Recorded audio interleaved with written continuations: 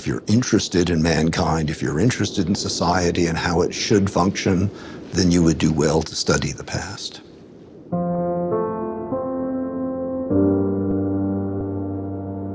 There are certain moments in history where the human spirit bubbles up and goes.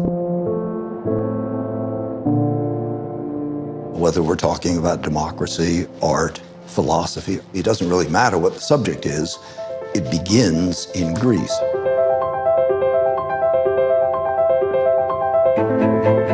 We are the premier overseas research center studying Hellenism from prehistoric times to the present day.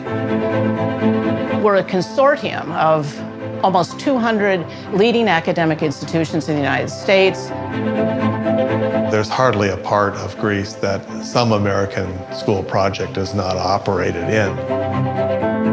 Through advances in science, the school has suddenly been transformed. We can now tell not only what a person had in his last meal, but where he lived. All of that information can really be disseminated to new audiences. Through exhibitions, scholarly presentations. An extended program of outreach to the world community at large. We bring Greece's past to life to really help shape the world's tomorrow. This is what we've been doing for almost 140 years. This is who we are.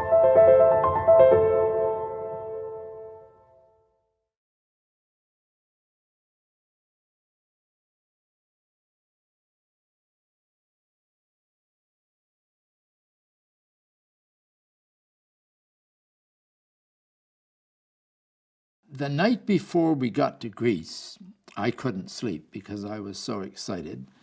And I went down to the bottom of the ship where there was a sailor down there, and he had a big door open, and the sea was rushing by. It was totally dark. You couldn't see a thing. But all of a sudden, there was a light on the horizon. And he looked over to me, and he said, "Alada."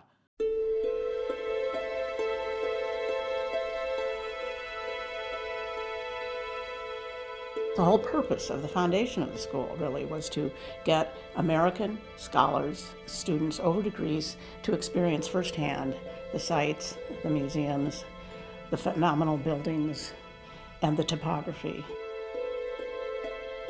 The academic program is the core of the American school. The Mellon professor is the person who sets the tone for the whole program. I took the time to read old notebooks, so I got a sense of the historical trajectory. And I was so pleased to be able to serve in this long progression of people who had brought to life Greece for so many students.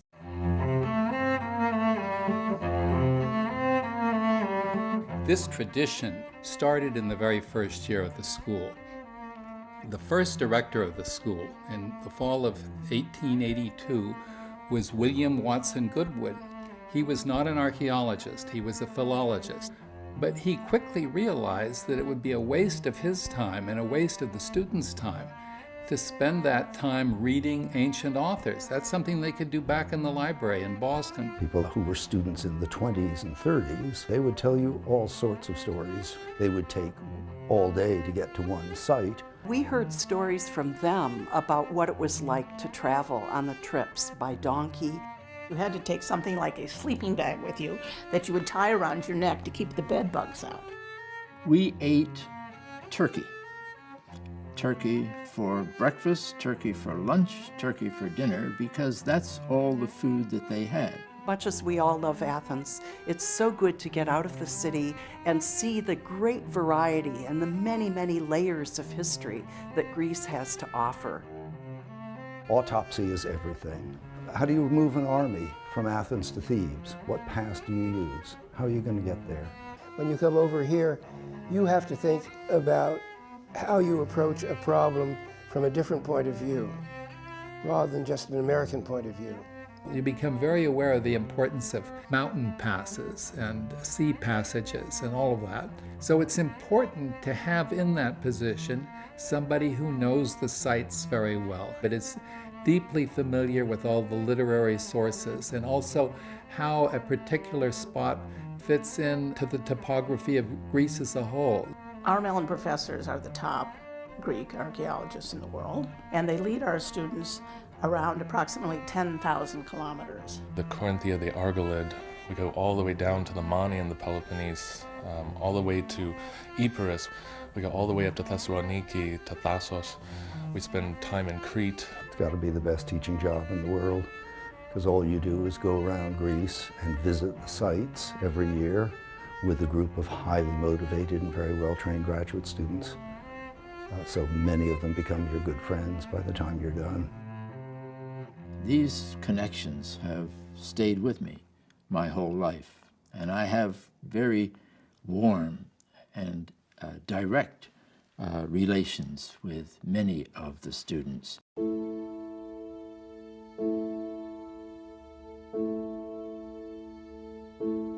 When I was a student, the professor of archaeology was a man called Eugene Vanderpool. He got interested in how the Battle of Marathon was fought and how the army got out from Athens. And pretty much every weekend, we could go out with him and help him do his research on the battlefield. He was a fabulous role model in terms of love of Greece and the kinds of things that one should be studying. Particularly Ron Stroud followed in his footsteps with his love of epigraphy, inscriptions, and topography. Rob said, "Oh, you're so lucky you'll be working with Ron Stroud." And I had gone to graduate school to be a Latin specialist, and I had to say to Rob, "Who's Ron Stroud?" And Rob said, "Oh, you'll get to know him. He's the preeminent epigrapher in America." I took a seminar on epigraphy with him, and I can say, to whatever degree I'm an epigrapher, that's due to Ron Stroud. I was fortunate enough to be invited to excavate at Corinth as a student, and I was put in the sanctuary under Ron Stroud and Connie Stroud, who were digging there. Until that time, my interest was purely prehistory, and suddenly I was working in a classical sanctuary. It changed my life. Ron made great friends with a great number of people, and he was always very, very sort of generous with his time with them. He was tough as nails, but every once in a while, he would pull me aside and say, "How are you doing?"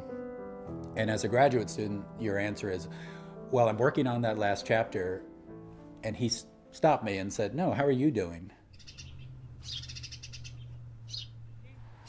We all come to the school as students, and we think about our Mellon professors as being the people who are going to teach us about the past. And Ron did that, and he did it really well. But he also taught us about the Greece of today and how to approach Greece as a holistic thing, a holistic entity, and to appreciate the language of today, the culture of today, and to interact with it, because we study both the past, but we also live the Greece of the present. This is irreplaceable, this kind of experience, and it's transferable.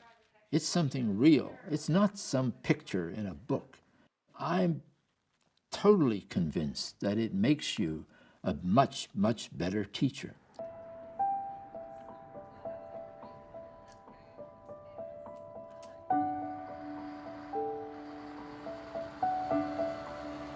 We have 5 trips a year, and we start right away. So I get to know them very well. They're learning how to look at the landscape, and it's wonderful to see this first contact. And you can follow their evolution over the trips. There's no substitute for this. You're dealing with direct ancient evidence. Being lucky enough to be there for the discovery of a terracotta figurine or a pot, you're the first person who has actually held that thing in almost 3,000 years. Being in Greece for 1 year helps you build this mental map of Greece, and this is something you will keep forever. Students will remember scenes and smells and visions from these sites for a lifetime. Students have come up to me and said, "You were there at that place?" And many of them say, "I want to go to that place. I want to be there. I want to see that."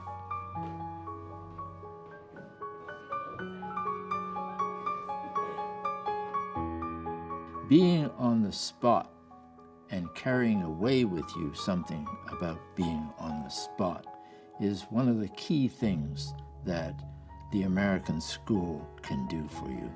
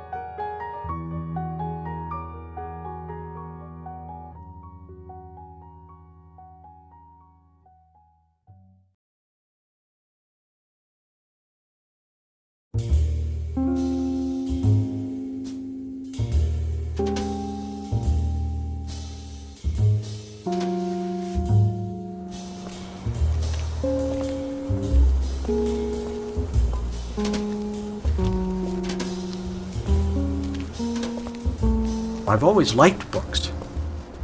They're beautiful things. The feel, the look, the smell, the touch. But what made me a collector of rare books was I was a graduate student at Indiana University, and a fellow graduate student was house sitting for a faculty member who was on leave. And I went in, and there on a shelf were books of the same kind I was looking at in the rare book library. And then it hit me. One could buy them just like any other book. That was what got me started. And then I started hunting for a favorite one. I found it, and I was hooked. Hello, how are you? Good to see you. Yeah, this is the new acquisition shelves. I always like to look here because I never know what I'm going to discover. I found books from the 17th century, the 18th century, 19th century. Just don't know what you'll find here. I don't think I want to read this one, Treatise on Epidemic Cholera. And then I see, there's something nice. Some of the best artists designed these things, and collectors sometimes look for books that are designed by particular designers. And I've done the same thing. I've bought the book just because, like this, it's just so pretty. You know, who would not want a book like that? It's like looking for gold nuggets. You know, the gold rush where you're digging, and then suddenly something glitters, and you go, a bit of gold. I went to a book fair, and I was talking to a bookseller. And down in a glass case, he had a Greek manuscript.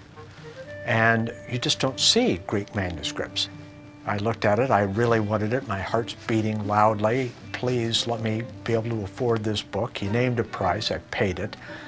And then he said something about the others in a box. And I didn't catch it at first. I was so excited with the book that I actually left the book fair and I went home. And then later that night I thought, box? What box? Well, the box ended up in my house, and as I reached in and started pulling things out, I began to find beautiful medieval Greek manuscripts. Somewhere around 1525, 1540, something like that, perhaps earlier. And it's just the sort of thing that is intended for the Gennadius Library because it needs research. You can see there's even manuscript writing here in these end papers. Do you see that? With dates and other information. You really have to be a specialist in these things. And, you know, a book collector loves the book, but doesn't always necessarily understand the book. This is a great rarity. An unknown traveler, I believe is English, made this sketchbook. A magnificent record of what the country looked like in 1874-75.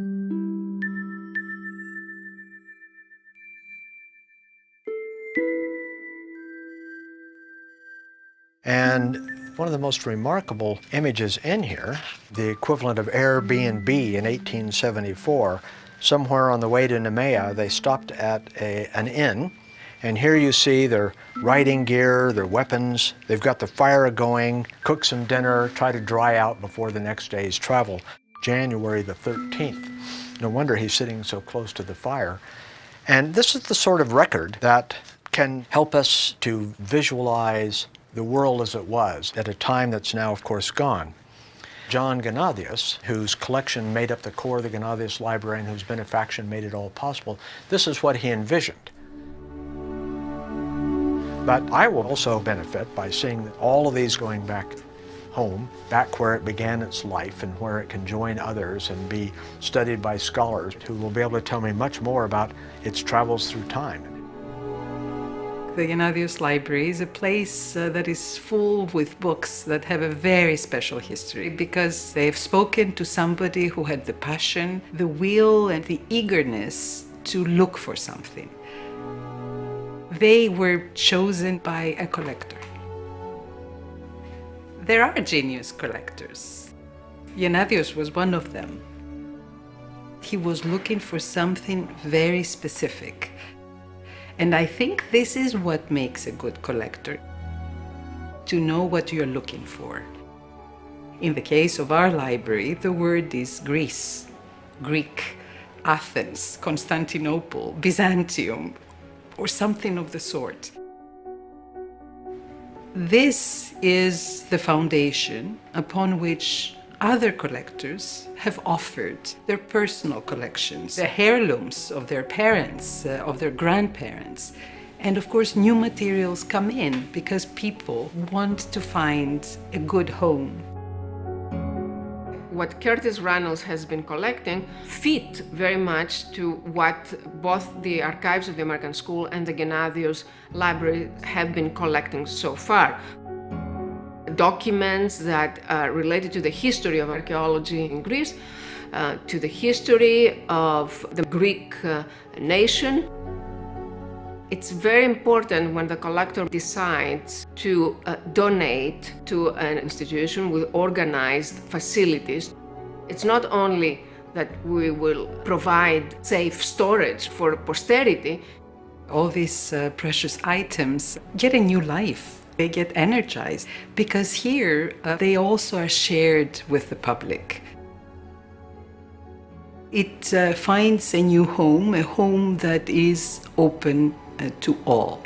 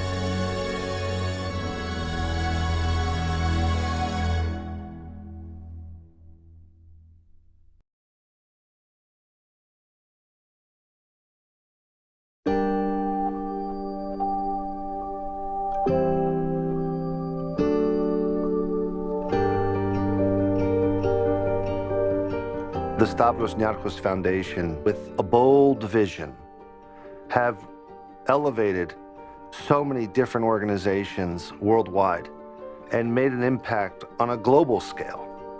We're honored to be able to stand on their shoulders and to allow our academics and our researchers and our students to change the world. The Stavros Niarchos Foundation, although it has a very broad mandate, has been a very big supporter of the classical as well as more contemporary studies in Greece and the Greek language as well. From New York to New England to California and Canada, all the way to China.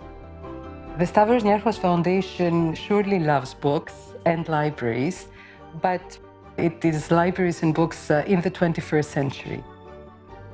Technology and modernization is extremely important, and this has been obvious in the ways in which they have supported the Ignatios Library and the Blagin Library of the American School of Classical Studies.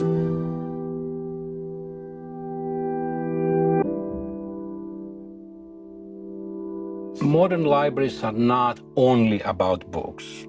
It's about engaging the public as well. Libraries are about information, which can be accessed online, and they are about social intercourse. And this is completely changing the nature of the institution. The role of a national library worldwide is to be the gatekeeper of a country's cultural and civilizational output. That's the role of the National Library of Greece. There was a need for something different. All the books were first cleaned, separated if they were rare. They connected to the electronic catalog, and then moved in specially constructed cases from the old shelves to the new one. More than 140 employees collaborated the last 3 years with more than 400 external partners. The move to the new building offers the capability to the National Library to build on a very solid ground its future, and not only in the country, but all over the world, offering what a researcher of Hellenic civilization needs, either in printed format or in electronic format, but also what we call wider public. I counted 580 people between 18 and 25 complimenting the library by their presence, and they use, without even the books all moved in, the library as a reading space. The moving of the library is, of course, an extraordinary opportunity. There's no doubt in my mind that the new facility will encourage people to use the library in the new ways that libraries are being used today. All these big numbers of people that visit the area as a destination. It's a challenge for the National Library to attract people, to get inside and investigate the collection. First step is the public library, the lending department, and then perhaps the next step is the research collection of the library. In line with what is happening everywhere, is offering to the community a number of different programs, educational, cultural, social. So the library is playing a completely different role these days. It's a public institution, it's a public place.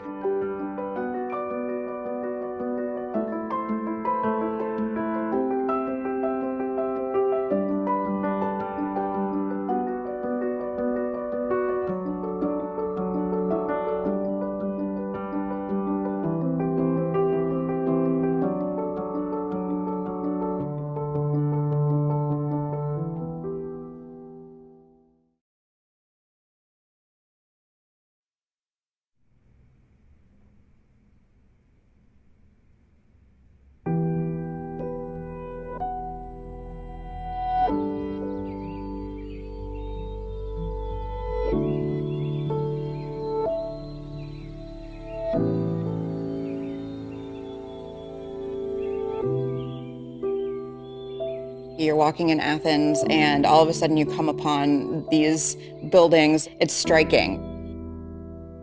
The American School is very famous, and an important part of our careers is to be here. So the first time that you go into the library, you look up and you see these framed photos of female archaeologists. And I came upon this photo of the colophon excavation. Everybody looks a little dirty, a little tired, but she's just kind of sitting there looking at the camera, almost smirking. A lot of these big names seem larger than life, and she just looked like a normal woman having a great time.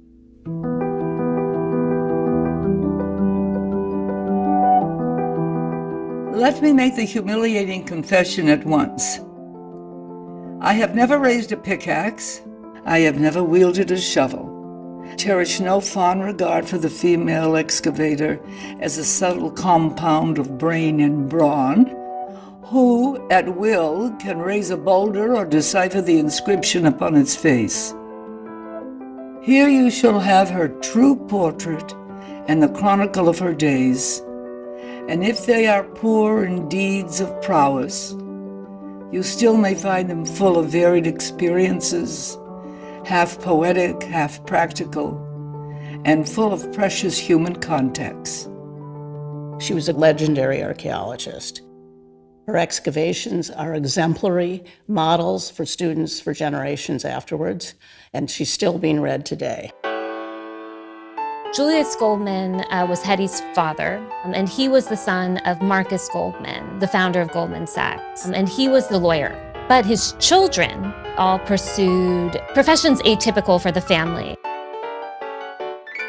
What really strikes me most about Hetty as a person is that in no way was she ordinary. I first went to Greece in the Golden Age before the Great War. I had a Harvard fellowship, which assured me 2 years of study at the American School in Athens, and in my heart, a great desire for that experience, which up until then had been denied women. Some share in the fieldwork of the school. Hetty Goldman came to the American School in 1910. At that time, the men lived at the school, but the women lived outside. So there was some segregation, but they all went on the trips together. And she spotted a hill, which she realized must be an ancient site. And then she set the goal for her life, which was to excavate. She didn't excavate in Athens, right? These cosmopolitan centers. She went off the beaten track to study small cities for which we have so little information. There's something there and we have to excavate here, right? And starting whole new avenues of research, looking at cultural connections between East and West, studying connectivity and trade in the Mediterranean. These are all questions we're still interested in today, and Hetty stands at their origins. It wasn't easy. Originally, Hetty Goldman wanted to dig at Eutrisis in Boeotia, but the school wanted her to dig on a site very close to a site that the men of the school were already digging. I think they wanted to keep an eye, but also, in a sense, to protect them, because it was an area full of dangerous situations. Had she been a man, she would have been allowed to excavate the site she wanted to excavate right away. And it's probably one of the things that drove her to prove herself that she was capable of handling the site. She was almost kidnapped by a famous brigand, but then she was able to sweet-talk him and get herself released. Thanks to the things that she and people that came after her have done for us, we have the opportunity now to say, you can't tell me no because I'm a woman, and to stand up for what we want and to get and go after the goals that we want to achieve. And Hetty Goldman did that 100 years ago. I can't imagine the type of things that she had to deal with on a daily basis. In her dealings, in her correspondence with Bert Hodge-Hill, the director of the American School, you can see that she has a very assertive way of negotiating with him, and she doesn't mince her words. Mr. Hill, I would have to give up every conception of duty I have ever held if I were to believe that the director of an archaeological school was justified in personally attending to 1,001 nerve-wracking and trivial household details, and not himself inquiring into so important a matter as the expropriation of an ancient site. I have known many people too small to admit an error, but none too big to do so. I have never counted you among the former. After all, to a person of ambition, opportunity means more than anything else.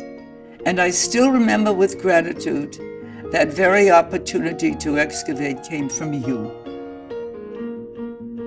Hetty Goldman must have been around 30 years old when she started the excavation at Gala.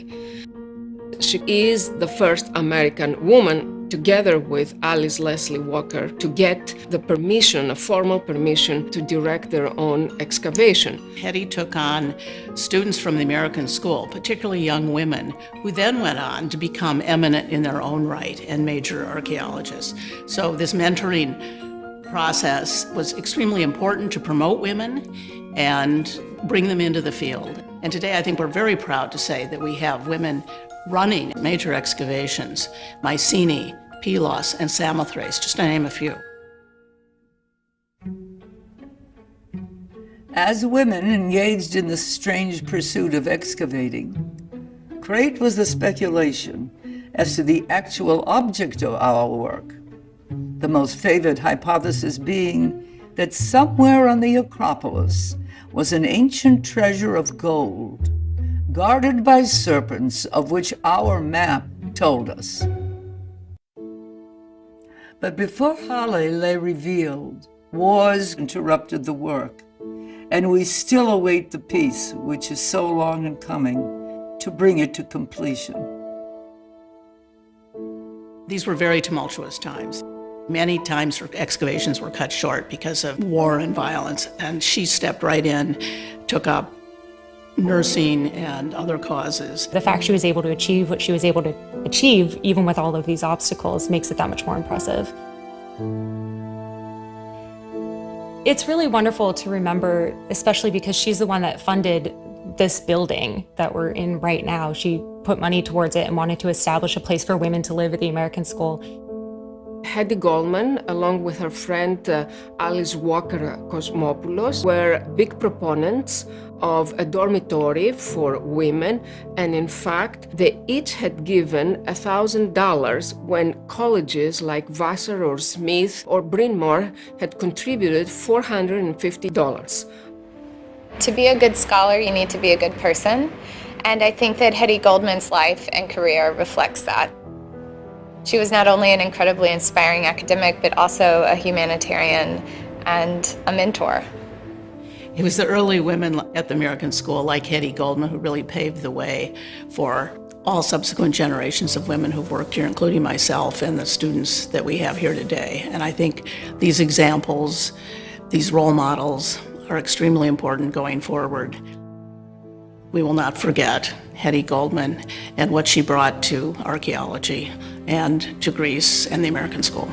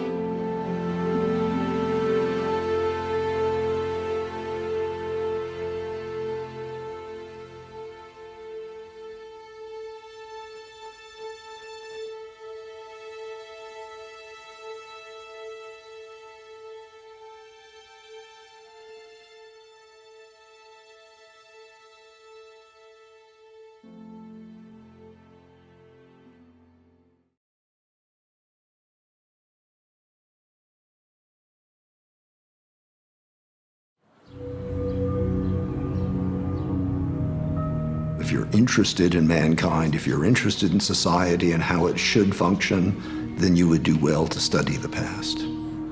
There are certain moments in history where the human spirit just kind of bubbles up and goes. Whether we're talking about democracy, art, philosophy, it doesn't really matter what the subject is. It begins in Greece. The school acts as a gateway to not just a different place, but sometimes a different time.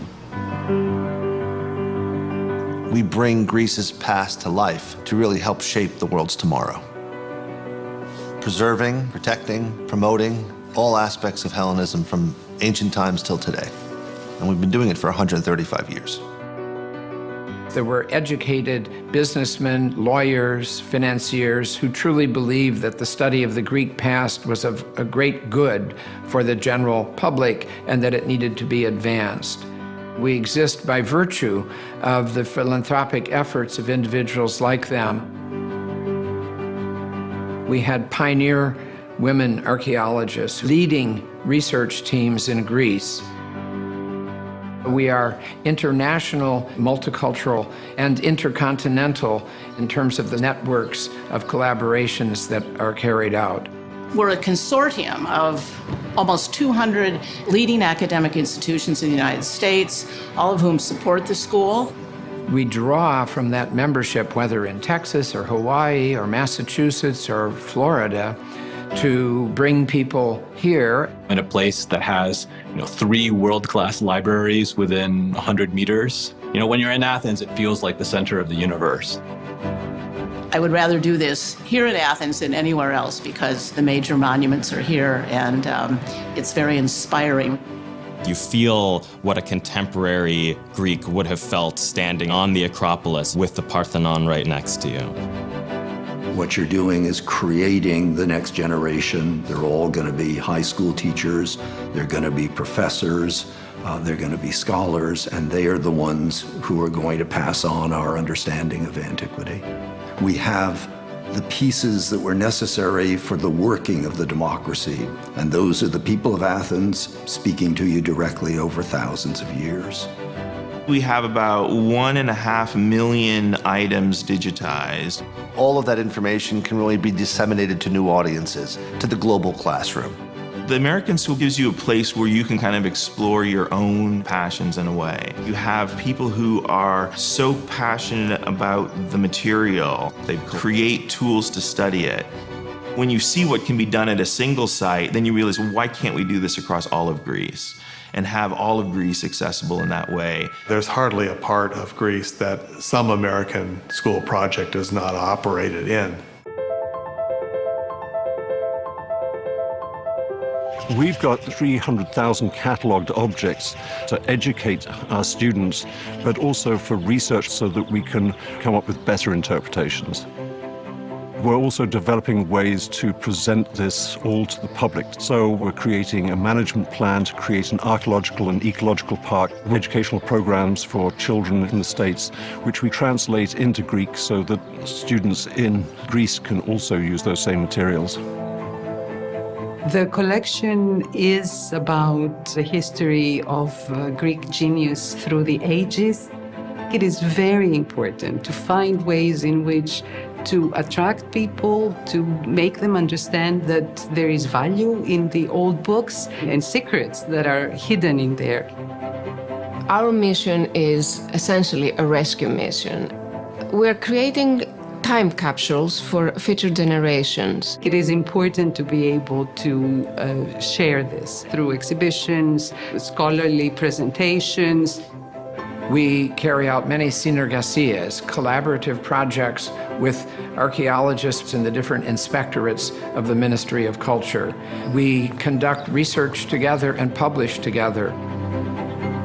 We're at a moment of revolutionary change in archaeological science. Using sophisticated techniques, we dig deep into the past. We can now tell not only what a person had in his last meal, but where he lived. I guess I've always been pretty interested in different things, but the school gives you the opportunity to really explore all of those things.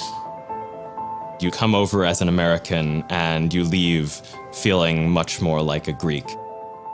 You really do get a second home, το δεύτερο σπίτι.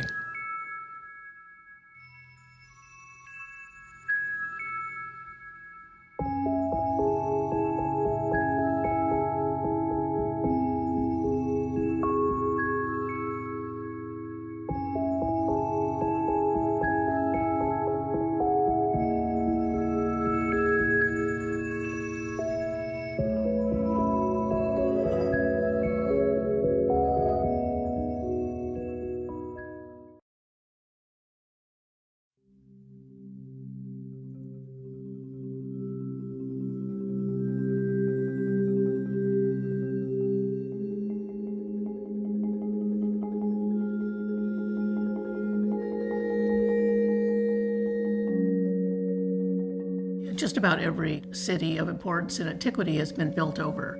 Think of Athens or Sparta. Corinth, you can see that it has changed very little. The towering citadel, the Temple of Apollo, you can see how much expanse there was open for archaeologists to come in and begin excavating. We don't have many ancient sources, and so archaeology is our way of trying to reconstruct the city. Corinth has certain goals that are different from, let's say, every other excavation because we've been digging for over 100 years. We understand a lot more about the city than we would if we only were digging in one area.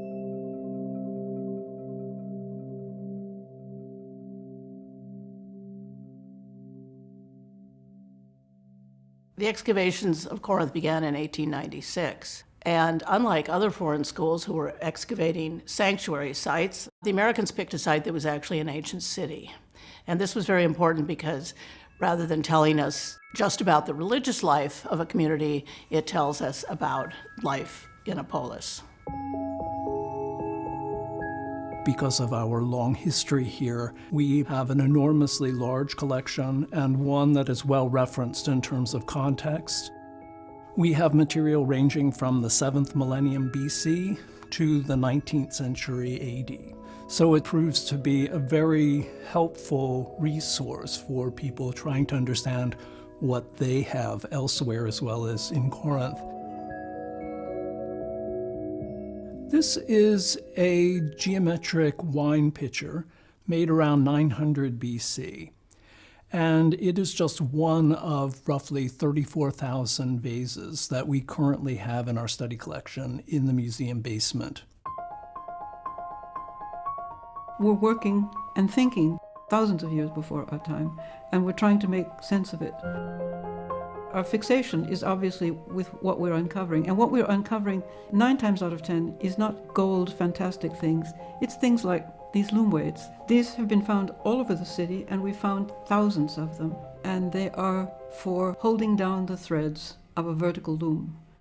Corinth had a huge trade, and we also were among the first to establish the sailing ship. Ships needed sails.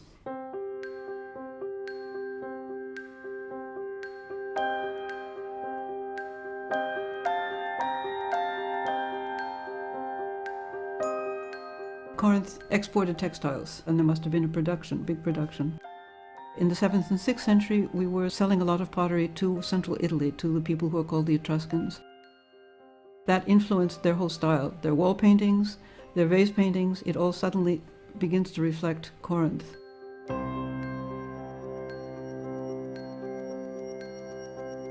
In the Roman period, Corinth was an important commercial center, with businessmen doing business here that connected the western part of the Mediterranean with the eastern. It continued to be significant into late antiquity as a center of Christianity, and it is especially well known for being a place that is visited by the Apostle Paul. Throughout time, Corinth was central in communications because of its location. That meant that a lot of people passed through Corinth, and that meant that a lot of ideas and technologies circulated. Corinth has been producing vast amounts of material culture. Materials coming from Miletus, materials from Spain or from Morocco. We have coins from France, Asia Minor, and Egypt. And this necessitated the construction of storerooms. And every time more were needed and acquired. In 2018, we opened a fabulous new modern storeroom, a state-of-the-art facility which is going to serve for generations as a repository for these finds. The researchers who come year-round have gone from about 30 people to 100 people. That meant that we needed extra space for the people to spread their materials, organize their materials, and study them. There is a storage area for wall paintings, because Williams excavated spectacular wall paintings in these excavations in the East of Theater in the 1980s. As research questions change over time, having the new apotheke means that we're able to retrieve different information, and easy retrieval makes research much easier. The Puny Camphora building is one of the most exciting excavations that Williams did in Corinth in the late 70s. And Williams has been a defining figure in Corinth. With his excavations and his publications, he has opened up new ways for us to think about the site and to bring new technologies to augment our knowledge. I don't think there is a museum in Greece or in the world that has fish scales from fish fished in the Atlantic and consumed in the Mediterranean. The big ones obviously are tunny fish. These small ones, probably sea bream. And they come out of an amphora from Spain and North Africa. Some of it comes from outside the Straits of Gibraltar, and it comes into one house in Corinth. And that one house must be a trader's house. What we've got here is a trader who is passing things on to somewhere else. You don't know what's coming up in an excavation. In other words, if you don't dig it, you're not going to have any idea ever of what's down there. We're located directly to the north of the ancient theater of Corinth, and we had some idea that there was a road directly south of here. The road network belongs to the time of the Roman colony.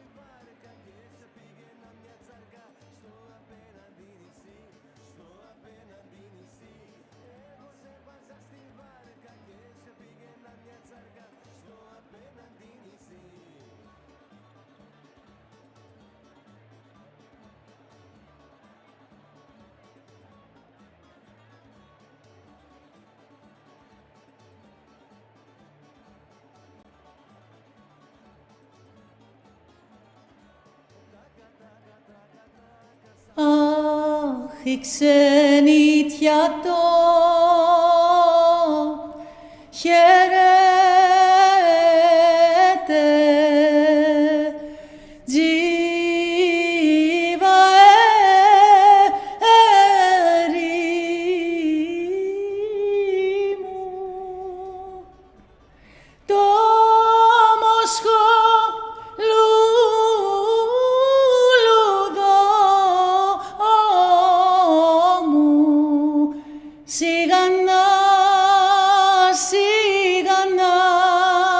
Σιγανά και ταπεινά,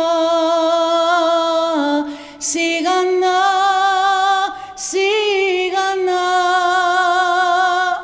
σιγανά και ταπεινά. Αχ, εγώ ήμουν που το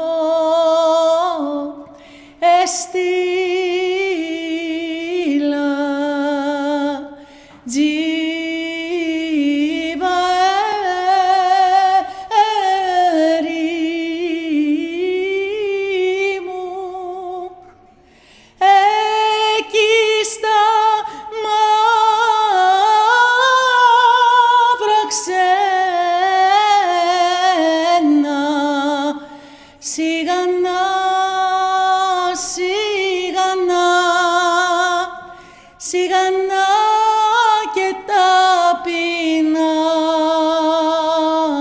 σιγανά, σιγανά, σιγανά πατώ στη γη.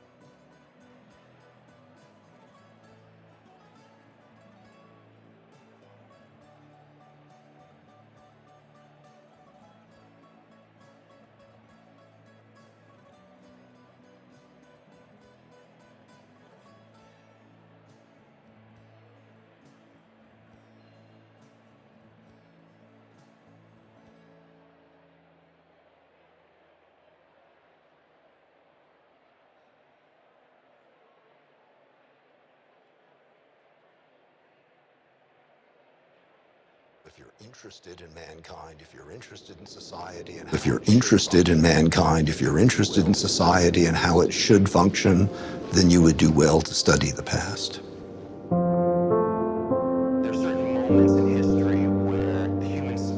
There's certain moments in history where the human spirit bubbles up and goes.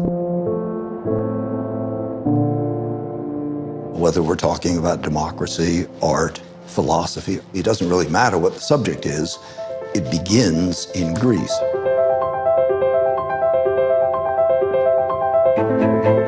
We are the premier overseas research center studying Hellenism from prehistoric times to the present day.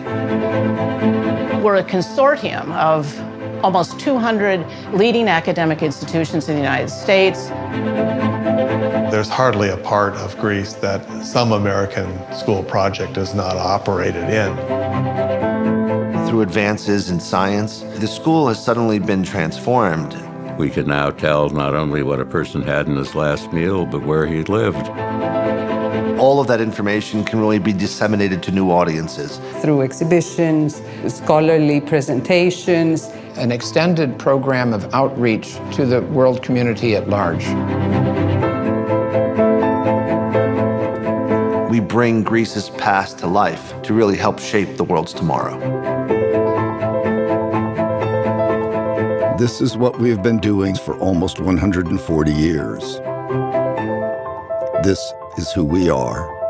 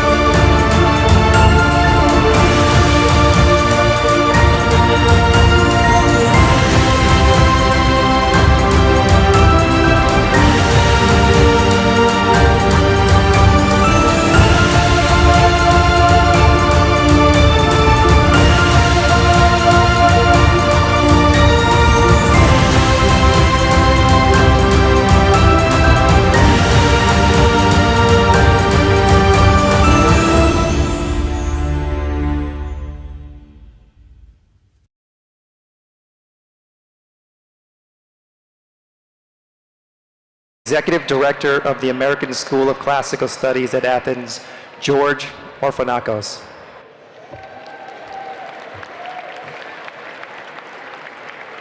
Thank you very much. Welcome and good evening. It is a joy once again to be together with all of you as we celebrate the American School of Classical Studies at Athens. We are truly grateful for each and every one of you for your presence and your support. Please applaud your efforts and thank you for everything that you've done for the school. We want to begin this evening by offering our gratitude and appreciation and bestow our honor upon Mark Mazower, our Yanadios Prize recipient this evening. We have a special evening planned tonight. I also want to pause for a moment to thank our Gala co-chairs that put so much effort into this evening. And I'd kindly ask them to stand. Jackie McCabe, Sula Mistras, Bob Pounder, and Catherine Yatrakis. Please applaud their efforts. Outstanding. Sula Ela Siko. Bravo. Jackie, thank you. And really, there's an entire committee of volunteers that pulled together. I'm very, very proud of all their efforts. On behalf of the entire American school, I would also like to extend a really warm welcome to some of our previous honorees who are with us tonight. The Stavros Niarchos Foundation, who received the Yanadios Prize in 2018. Please applaud them and all their work. As well as Athens Prize recipients, Ed Cohen from last year.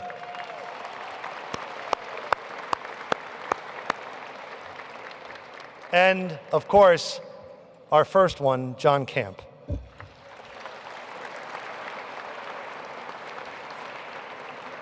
We're honored that all of you could be with us tonight. But before we commence with our program this evening, I do want to thank from the bottom of our heart all of our friends who have donated to the silent auction that you see on the right-hand side. We encourage you to please bid on these items, but if you're so inspired, you can also make direct contributions to support the work of the American School through either the iPads that are in front of you or on your cell phones by scanning the QR codes on the back of your program.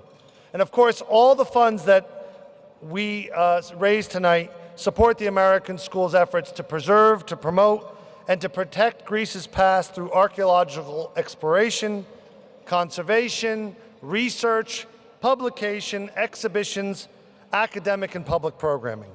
And now, it's with great pleasure I introduce to you the most interesting man in the world, the chairman of our Board of Trustees, Alex Zagoreos.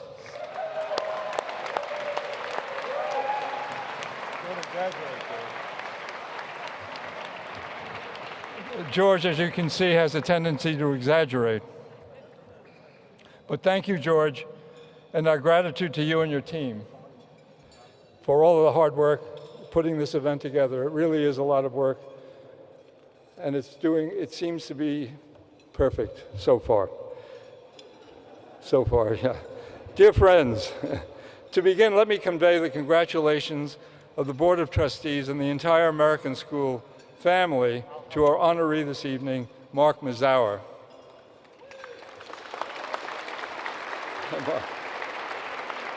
Your contributions to the study of Greece are well known, and you're most deserving of this Gennadius Prize. And I'm very proud to be a fellow Colombian to share that honor with you in the sense that it's a great institution that you're at.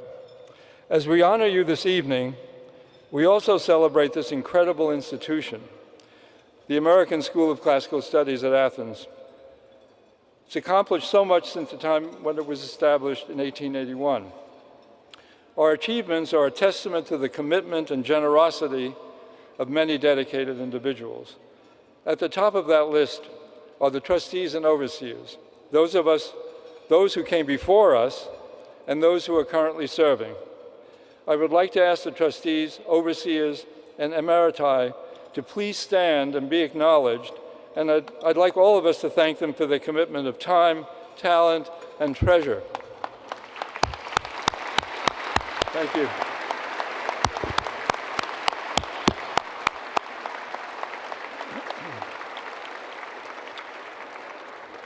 Along with these wonderful folks, we want to acknowledge members of the managing committee and our academic community. We have around 450 scholars nationwide who oversee our academic program, and I know we don't have everyone here, but those of you within our academic community, managing committee, alumni, staff from our Princeton office, We would be honored if you would please stand to be acknowledged.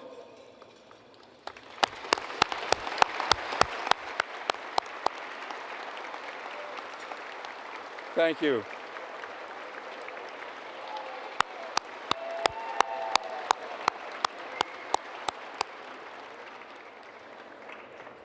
We are so pleased that everyone who took the time to be with us tonight, and we have amongst us a special group of individuals that are the core to the mission of the American School. Rather than just acknowledge them by name, I have invited them to join me on stage so you can see who they are and be sure to find some time to meet and talk with them tonight about their work. So please welcome the General Manager of the American School, Telos Panos.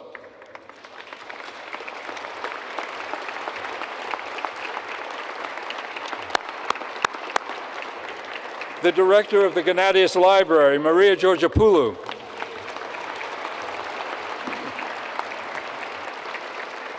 The Doreen C. Spitzer Director of the Archives of the American School, Natalia Vokikov-Brogan.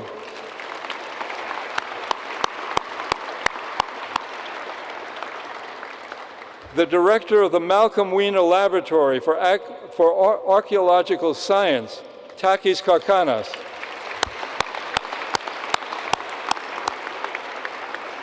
The new Director of the Athenian Agora Excavations, John Papadopoulos.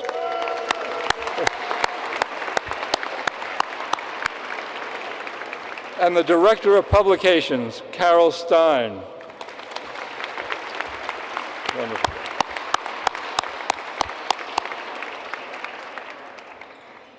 We thank you all for what you do for the school. Thank you.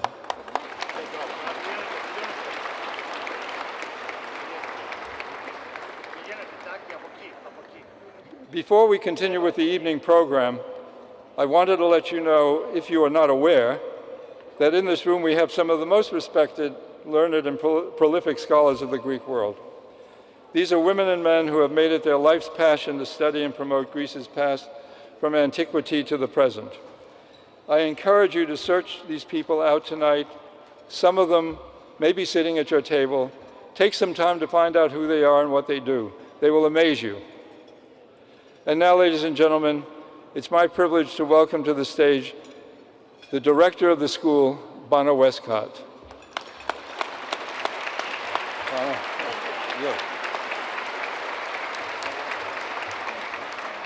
Thank you so much, Alex. We're grateful for all that you and the members of the Board of Trustees and the overseers do for the school. Kalispera sas, kyrios και κύριοι, agapiti fili. I am so pleased to welcome you here this evening and to congratulate Mark Mazower, whose works have brought the powerful forces that brought to life the powerful forces that have shaped modern Greece. And I also take this opportunity to recognize John Camp, who will be awarded the Archaeological Institute of America's Gold Medal Award for Distinguished Archaeological Achievement. This is their highest award. John's, congratulations, Singharatiriya John.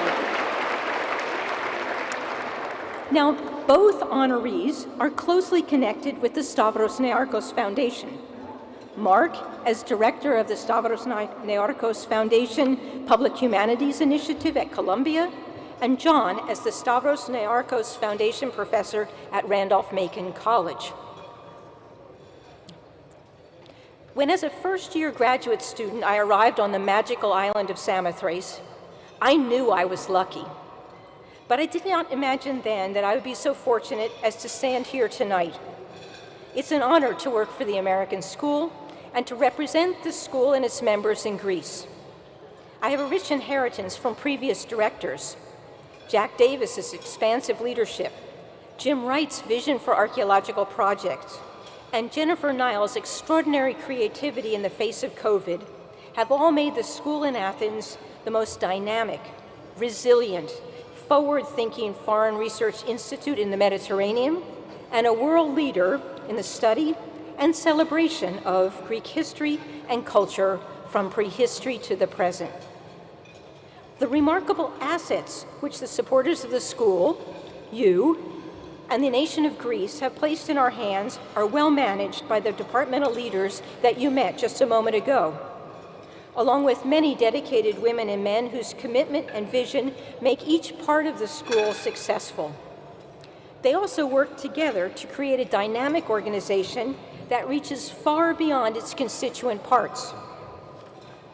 We both guide and are guided by our members, from young graduate students to committed members of the managing committee, as we open new ways to explore the Greek world, from the Pleistocene in Megalopolis to the polyphonic singers of Epiros. We're one school, many ideas, many faces. Everything is going remarkably well in Athens. The academic program was in full force with a lively complement of members, advanced fellows, Gennadius fellows, and Wiener Lab fellows, and many other students and senior scholars. Loring Hall was filled to capacity all year. Our lecture program ranged from the bioarchaeological evidence for small mammals as indicators of city formation to the reforging of modern Greece generated by the Treaty of Lausanne. The Makrianis Wing exhibition, The Epic of Anatolia in the Greek Imagination, drew on the personal papers of seminal Greek writers in the archives, while the current exhibition, Two Flames, put the work of contemporary artist Manolis Haros in dialogue with the books of early poetry of the Greek national poet Dionysius Solomos from the Gennadius. The Gennadius and Blagan libraries continue to be leading institutions in Greece, while the archives keeps our history as well as that of the people that are connected with us. The Wiener Lab researchers conducting research studies in archaeological sites spanning all cultural periods and in almost all fields of the archaeological sciences. Field research remains one of the cornerstones of the school. In addition to our excavations in the Athenian Agora and at Corinth, our official affiliated projects traverse the whole of Greece, from Maklos in Crete to Malivoti in Thrace, and from the Bronze Age palace of Nestor at Pylos to the Hellenistic sanctuary of Samothrace of the great gods in Samothrace. Looking to the future, we're on the cusp of several exciting initiatives that are anchored in our core mission. These include reconfiguring the Stoa of Attalus to improve storage and workspace in this iconic building, creating a new master plan for Corinth to unify visitor experience, planning a new museum there to display the Roman wall paintings now under restoration, and developing creative educational initiatives at the intersection of artificial intelligence with archaeology and digital humanities. Upcoming exhibitions at the Makrianis Wing tell the story of American humanitarian relief aid during the refugee crisis of the early 20th century. They revisit Versaki neighborhood, where the Agora now stands, and they bring the work of our affiliated projects from the field into the city. In short, we are the place connecting the many disciplines and ideas that show how Greek history and culture fundamentally shape our world today. Your support ensures we will continue to flourish, and for this we thank you.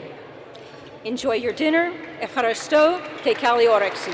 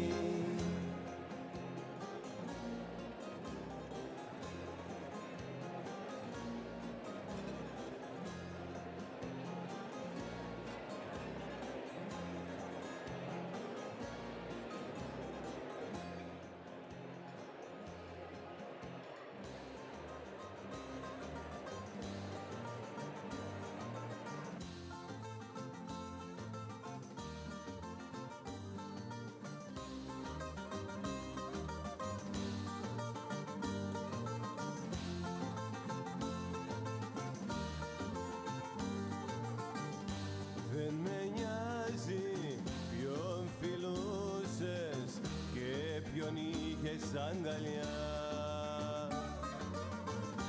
Όλα απόψε τα ξεχνάω αφού γύρισες ξανά.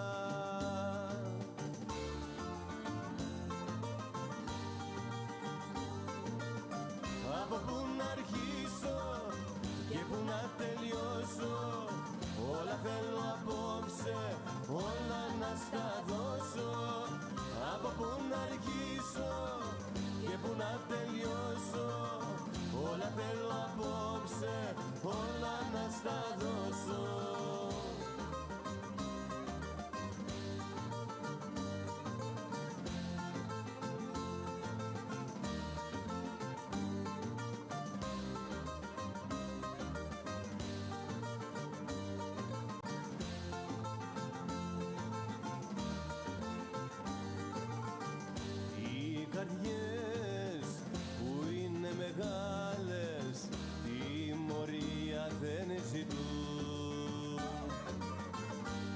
Όπως ξέρουν να αγαπάνε, ξέρουν και να συγχωρούν.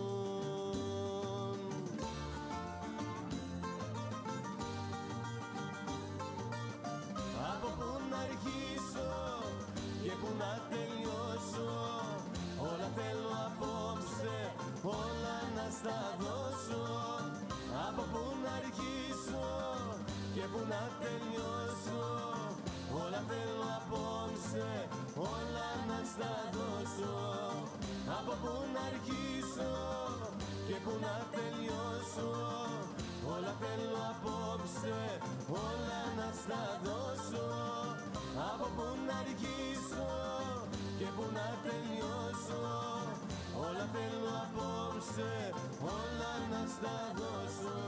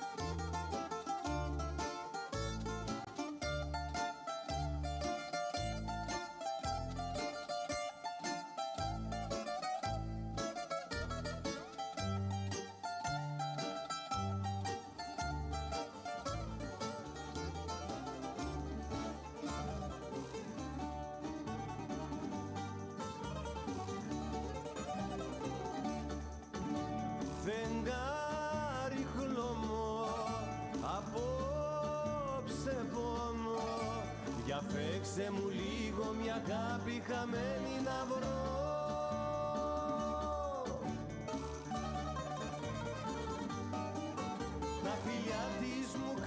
κάνανε μάγια και γυρίζω μονάχος στα βράδια, στα σκοτάδια. Ας τη δω μια στιγμή κι ας πεθάνω, στη θερμή αγκαλιά της απάνω, κι ας πεθάνω, κι ας πεθάνω.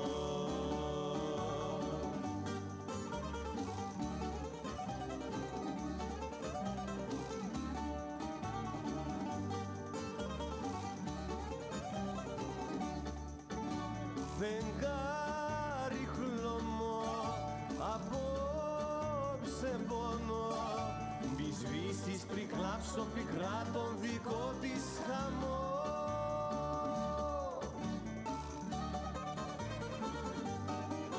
Τα φιλιά της μου κάνανε μάγια και γυρίζω μονάχος στα βράδια, στα σκοτάδια. Ας τη δω μια στιγμή κι ας πεθάνω, στη θερμή αγκαλιά της απάνω, κι ας πεθάνω, κι ας πεθάνω.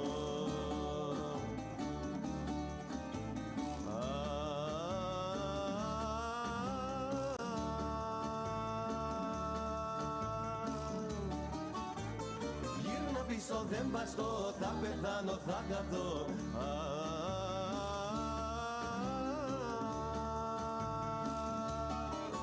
Τα φιλιά της μου κάνανε μάγια και γυρίζω μονάχος στα βράδια, στα σκοτάδια. Ας τη δω μια στιγμή κι ας πεθάνω, στη θερμή αγκαλιά της απάνω, κι ας πεθάνω, κι ας πεθάνω.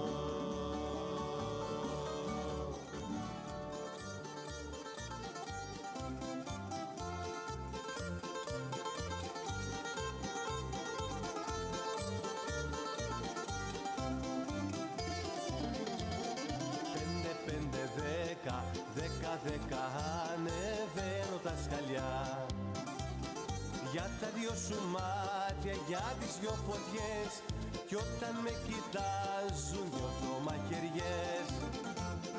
Βάρκα στο γυαλό, βάρκα στο γυαλό, γλάστα με ζουμπούλι και βασιλικό. Βάρκα στο γυαλό, βάρκα στο γυαλό, γλάστα με ζουμπούλι και βασιλικό.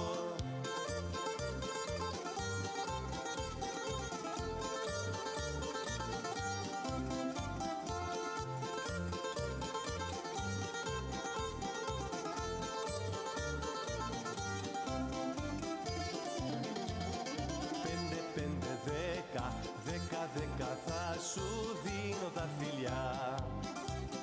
Κι όταν σε μεθύσω κι όταν θα σε πιω, θα σε νανουρίσω με γλυκό σκοπό. Βάρκα στο γυαλό, βάρκα στο γυαλό, γλάστα με ζουμπούλι και βασιλικό. Βάρκα στο γυαλό, βάρκα στο γυαλό, γλάστα με ζουμπούλι και βασιλικό.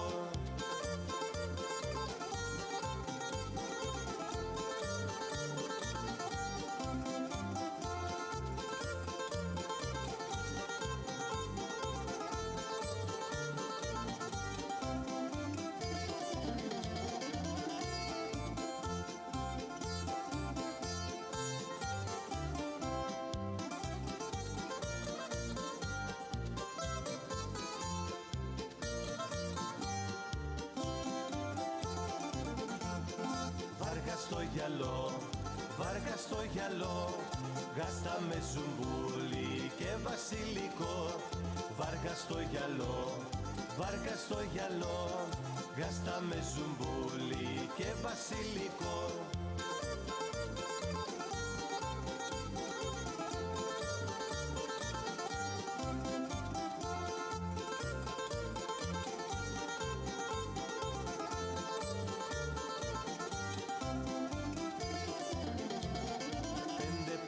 Δέκα, δέκα, δέκα, κατεβαίνω τα σκαλιά. Φεύγω για τα ξένα, για την ξενιδιά και μη κλαις για μένα, αγάπη μου γλυκιά. Βάρκα στο γυαλό, βάρκα στο γυαλό, γάστα με ζουμπούλι και βασιλικό. Βάρκα στο γυαλό, βάρκα στο γυαλό, γάστα με ζουμπούλι και βασιλικό.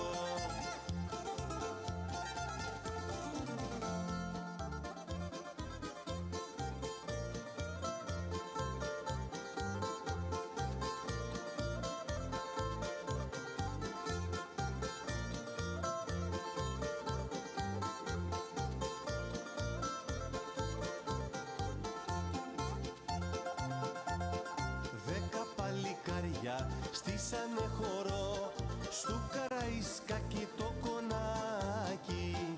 Πέφταν τα ντουβάρια από το χορό και από τις πένιες του Σαράντι. Κι όλη νύχτα λέγαμε τραγούδια για τη λεβεδιά, κι όλη νύχτα κλαίγαμε γοργόνα Παναγιά. Κι όλη νύχτα λέγαμε τραγούδια για τη λεβεδιά, κι όλη νύχτα κλαίγαμε γοργόνα Παναγιά.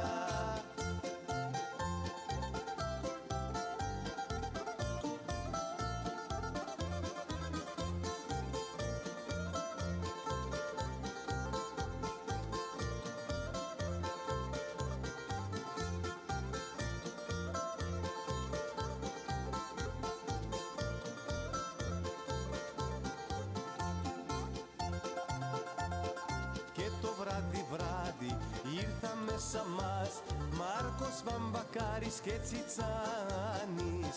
Σμίξαν τα μπουζούκια και ο Μπαγλαμάς με το ταμπουρά του Μαντζουράκι. Κι όλη νύχτα λέγαμε τραγούδια για τη λεβεδιά, κι όλη νύχτα κλαίγαμε γοργόνα Παναγιά. Κι όλη νύχτα λέγαμε τραγούδια για τη λεβεδιά, κι όλη νύχτα κλαίγαμε γοργόνα Παναγιά.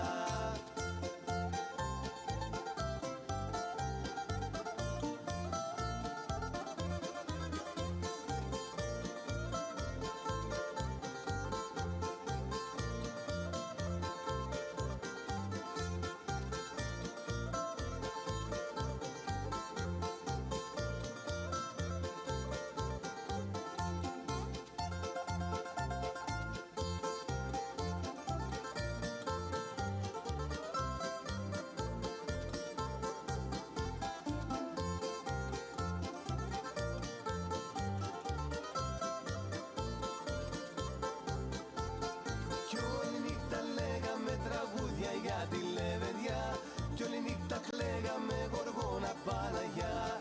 Κι όλη νύχτα λέγαμε τραγούδια για τη λεβεδιά, κι όλη νύχτα κλαίγαμε γοργόνα Παναγιά.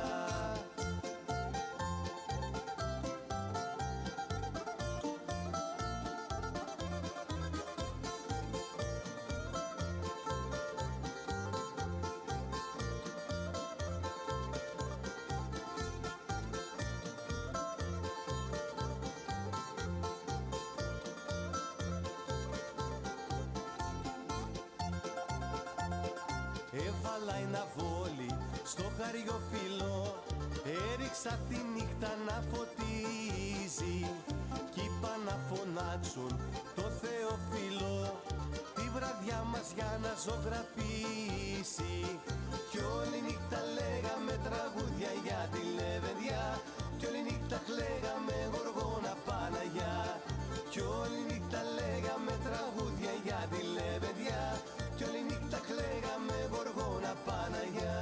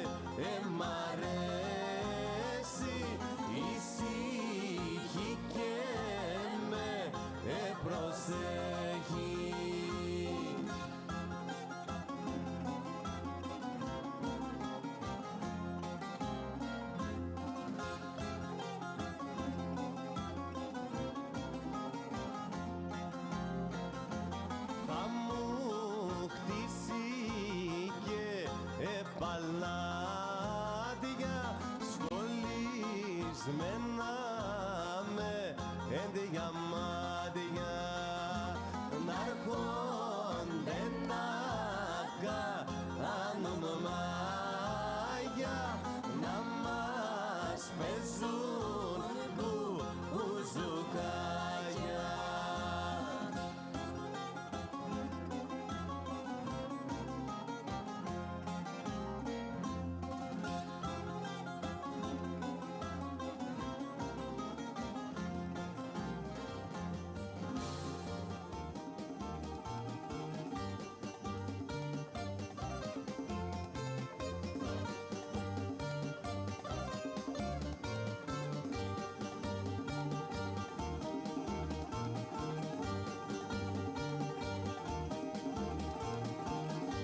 Καραβία βγήκαν στη στεριά και πιάσανε τα όρη. Ποιος είδε βάρκα στο γεδμό, στο μετσοποβαπόρι.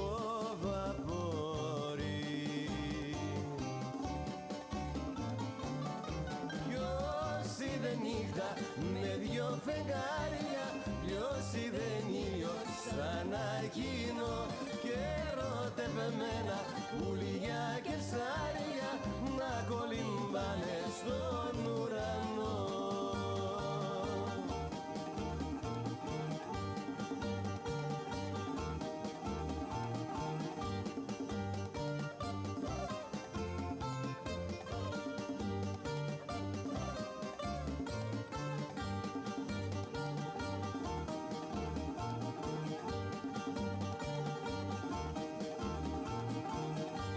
Καραβία βγήκαν στη στεριά και χάθηκαν στο χιόνι. Κι αυτός που τα ονειρευτήκε τα περιμένα ακόμη. Ποιος είδε φάρο στο ψιλόριδι, στην Ελλάζοντα λευκό πάνι και ένα καράβι από την Κρήτη να πιάνει Ξάνθη Κομοτηνή.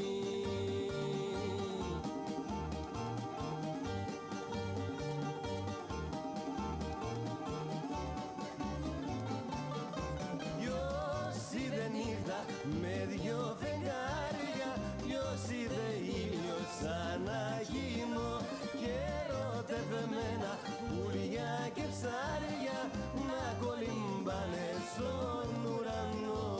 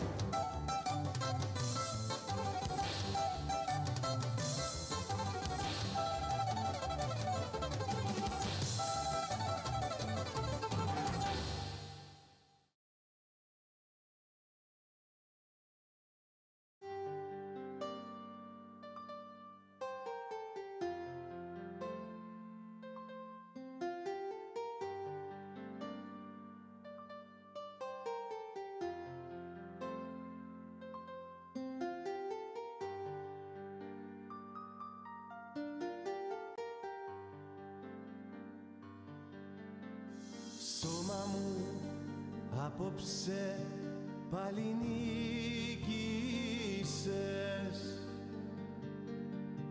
και την καρδιά μου λυγίσες κι απ' το σκοτάδι μέσα μου η μοναξιά. Σώμα μου καημένο, δε σε γνωρίζω πια. Σώμα μου φτιαγμένο από πυλό. Σώμα μου κάνεις ό,τι θέλεις στο μυαλό. Σώμα μου φτιαγμένο από πυλό. Σώμα μου κάνεις ό,τι θέλεις στο μυαλό.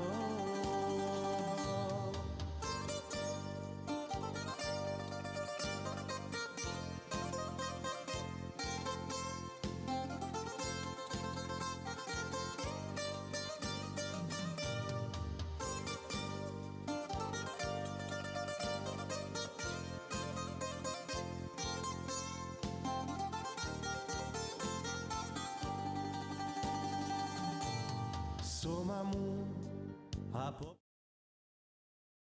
Okay, slide.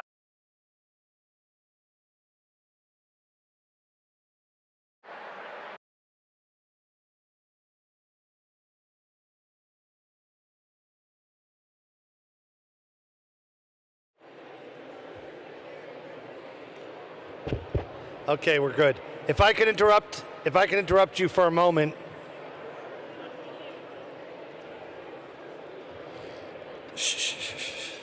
If I can interrupt you just for a moment, I want to ask Kathleen Lynch, the Vice Chair of the Managing Committee, to come up and make a brief announcement. Kathleen?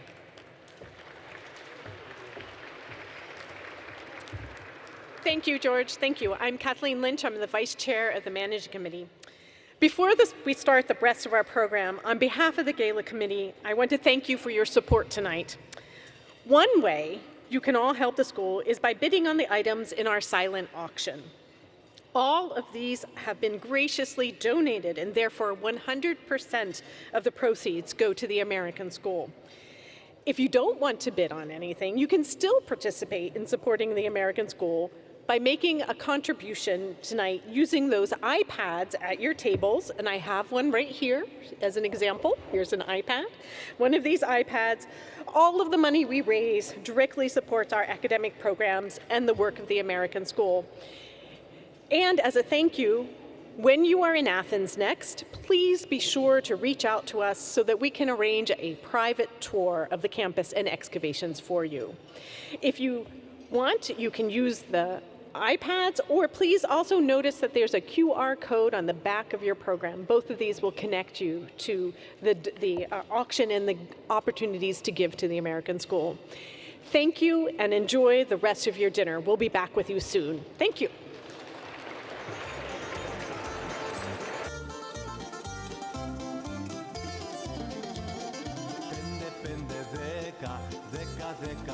Ανεβαίνω τα σκαλιά για τα δυο σου μάτια, για τις δυο φωτιές, κι όταν με κοιτάζουν νιώθω μαχαιριές.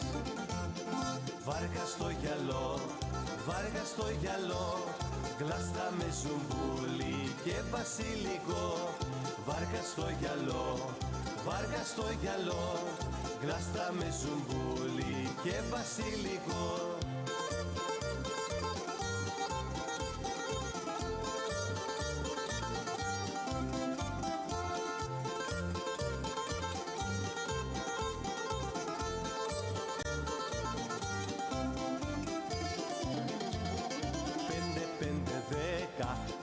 Δέκα θα σου δίνω τα φιλιά, κι όταν σε μεθύσω κι όταν θα σε πιω, θα σε νουρίσω με γλυκό σκοπό.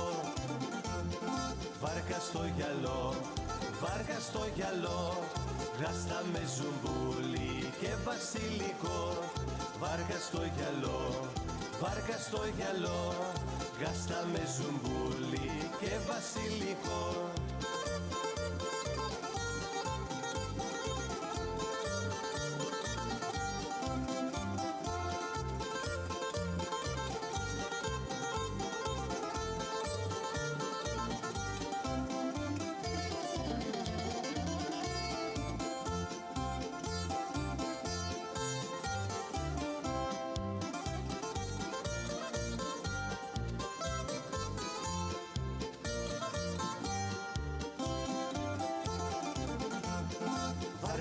γυαλό, βάρκα στο γυαλό, γάστα με ζουμπούλι και βασιλικό.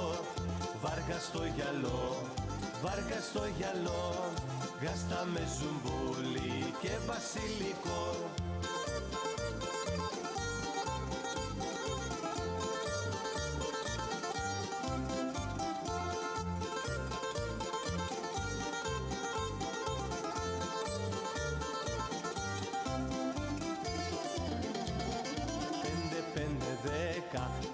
Δέκα κατεβαίνω τα σκαλιά. Φεύγω για τα ξένα, για την ξενιδιά, και μη κλαις για μένα, αγάπη μου γλυκιά. Βάρκα στο γυαλό, βάρκα στο γυαλό, γάστα με ζουμπούλι και βασιλικό. Βάρκα στο γυαλό, βάρκα στο γυαλό, γάστα με ζουμπούλι και βασιλικό.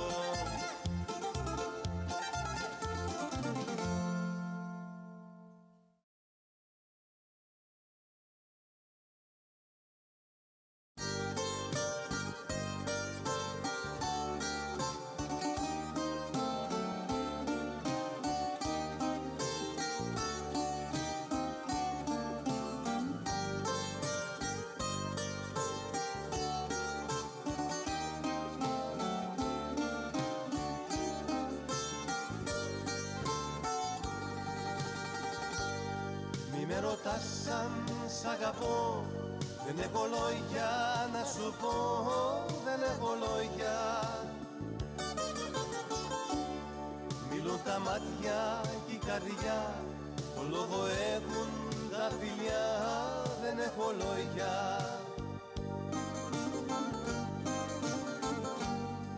Εγώ τα λόγια μου χαμένα απόψε νιώθω σαν παιδί. Μη με ρωτάς είσαι για μένα, ρώτα τη νύχτα να σου πει. Εγώ τα λόγια μου χαμένα απόψε νιώθω σαν παιδί. Μη με ρωτάς είσαι για μένα, ρώτα τη νύχτα να σου πει. Μη με ρωτάς αν σ' αγαπώ, δεν έχω λόγια να σου πω, δεν έχω λόγια. Μιλούν τα μάτια και η καρδιά, το λόγο έχουν τα φιλιά, δεν έχω λόγια.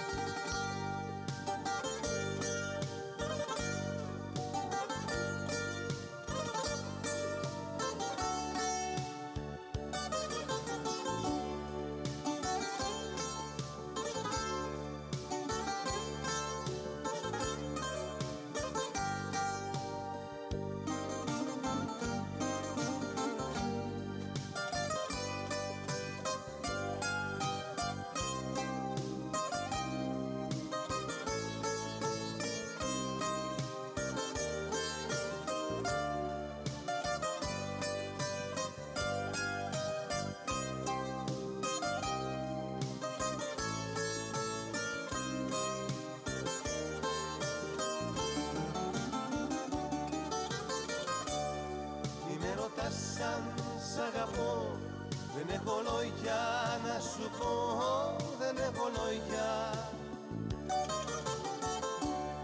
Μιλούν τα μάτια και η καρδιά, το λόγο έχουν τα φιλιά, δεν έχω λόγια.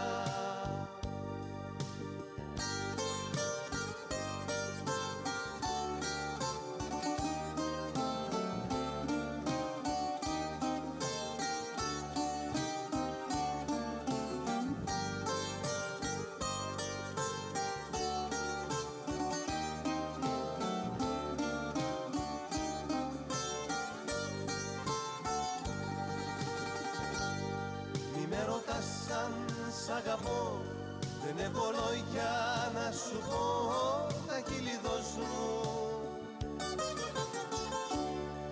Η αγάπη μας αυτή μες στο βιβλίο θα γραφτεί αυτού του κόσμου.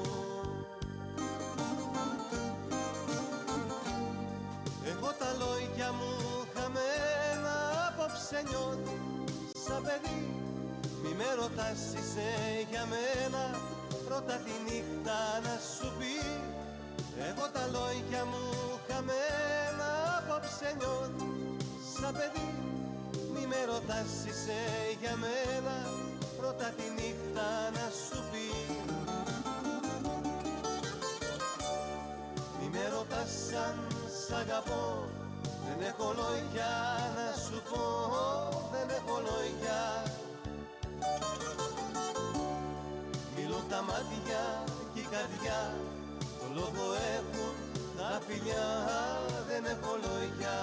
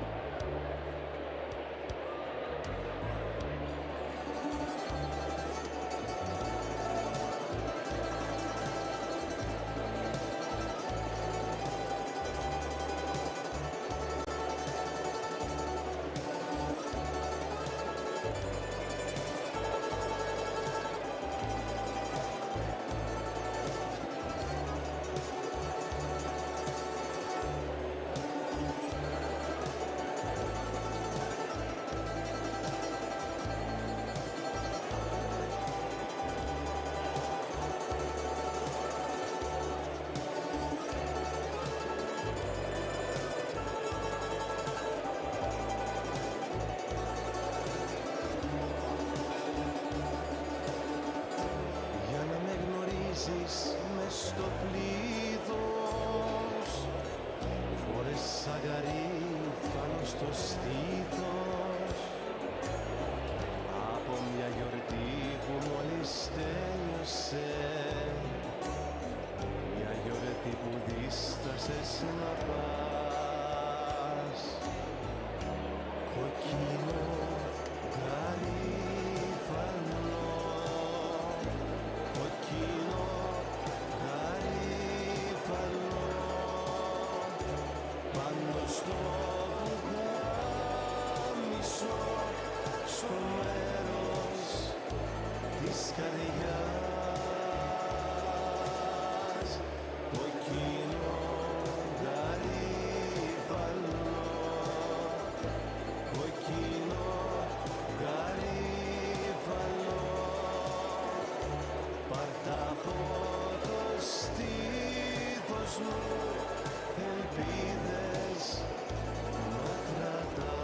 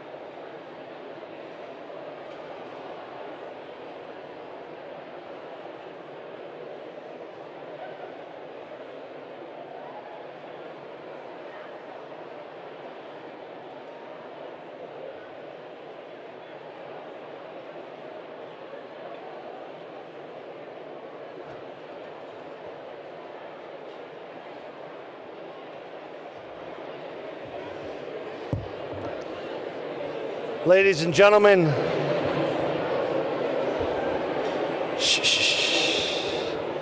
έτσι Βασίλη. It's wonderful to see all of you having this great conversation. That's what this is all about. We're keeping the program short, but we do want to turn the page now and celebrate someone very special, Mark Mazower. So we're really excited for that. Please, a round of applause. And to start us off, ladies and gentlemen, we want you to give a warm welcome to the chairman of the Yanadios Library Board of Overseers, Andreas Zobanakis.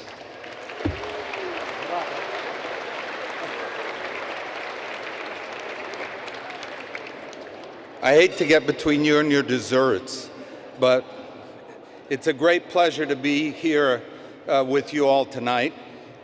Without question, one of the greatest joys for me has been the privilege to serve as a trustee of the American School and as the chair of the Yanadios Library. The Yanadios is the most important library in the world devoted entirely to post-antique Hellenism and holds more than 140,000 rare books, maps, and manuscripts housed in one of Athens' most iconic buildings. In 2018, we began to implement a mission for the Yanadios in the 21st century, which had as its goal the expansion of our fellowship program, increasing outreach to both local and the international communities, and continuing to build our collections. I'm proud to say that we now offer fellowships in architecture, in music, the history of the Orthodox Church, and in addition to fellowships for research in all aspects of post-antique Hellenism. The demands for these fellowships from around the world has far exceeded our expectations. We've also accelerated the pace of adding to our important collections, which already include the archives of Greece's Nobel Prize winners, the first printed edition of Homer, as well as the Baglama of Tsitsanis, and much, much more. Outreach has also increased significantly through a series of free public lectures, musical performances, and exhibitions in our purpose-built theater and exhibition hall, all of which can be accessed online from around the world. Most recently, we've launched the Thalia Potamianos lecture series, which features speakers of world renown addressing aspects of Hellenism and the influence that this has had on the world. Our first Thalia Potamianos speaker, all of whose lectures were extremely well attended, was Peter Frankopan, Professor of World History at Oxford University and author of the immensely popular book, The Silk Road. This year, our speaker is Professor Emily Wilson of the University of Pennsylvania, whose translation of the Odyssey is considered the best ever English translation of the poem. The Guardian's reviewer referred to her translation as a cultural landmark that will change the way the poem is read in English, and the New York Times reviewer wrote, "Never have I been so aware of the beauty of the poetry, the physicality of Homer's world, and moral ambiguity of those that inhabit it." So please be sure to attend one of the upcoming lectures beginning this autumn. I think the dates should be in the screen above me. None of this would have been possible without our generous supporters, our overseers and trustees, and of course the staff of the Gennadios Library led by Maria Georgopoulou. I thank her for everything she's done, but before I invite her to the stage to commence the presentation of the Gennadios Prize to Professor Mark Mazower, it's a pleasure for me to showcase for the very first time a short film entitled Gennadios Library, The Arc of Hellenism.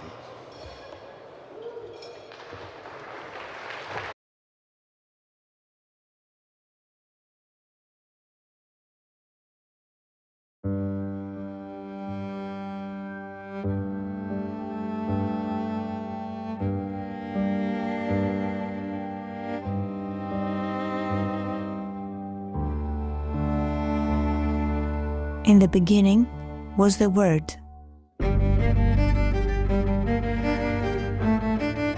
Then he spoke, and the sea was born. And I saw, and I marveled. And in it he sowed small worlds in my image and likeness, stone steeds with manes erect, and serene amphorae, and dolphin slanting backs. Ios, Sikinos, Seriphos, Milos. Each word is swallow to bring you spring in the midst of summer, he said.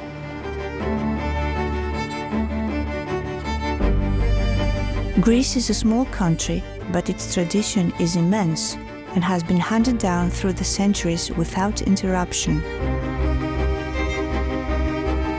The Greek language has never ceased to be spoken. It has undergone the changes that all living things experience, but there has never been a gap. This tradition is characterized by love of the human, he said.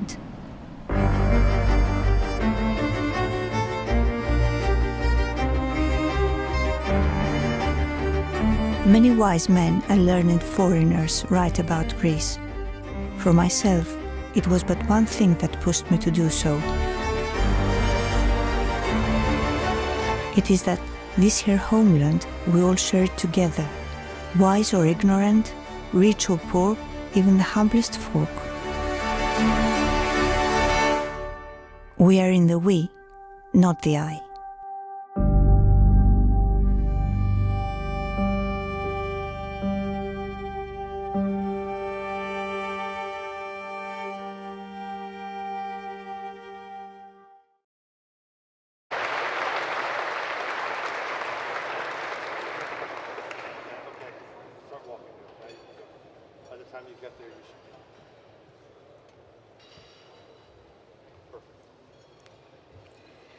Before I introduce our next speaker, I just wanted to let you know how much I enjoyed working on the short film that you just saw. The Gennadios Library is a very special place. Each book, artifact, and manuscript tells of the fascinating story of Greece after the end of antiquity. Our purpose, our very existence, is to take people's minds on our journey to Greece's recent past. And none of what we do, the exhibits, the research, lectures, acquisition of new books, materials, our academic program, would be possible without the support of our chairman, Andreas Zombanakis, our talented board of overseers, and all of you who support our work. And for that, I thank you. And now, it is my distinct privilege to call to the podium Catherine Elizabeth Fleming, so she might introduce to us our Gennadios Prize recipient, Mark Mazower. So you'll give me a couple of seconds to talk about Catherine. So Katie is a historian of modern Greece and also of the broader Mediterranean. She is the president and CEO of the J. Paul Getty Trust since April 2022.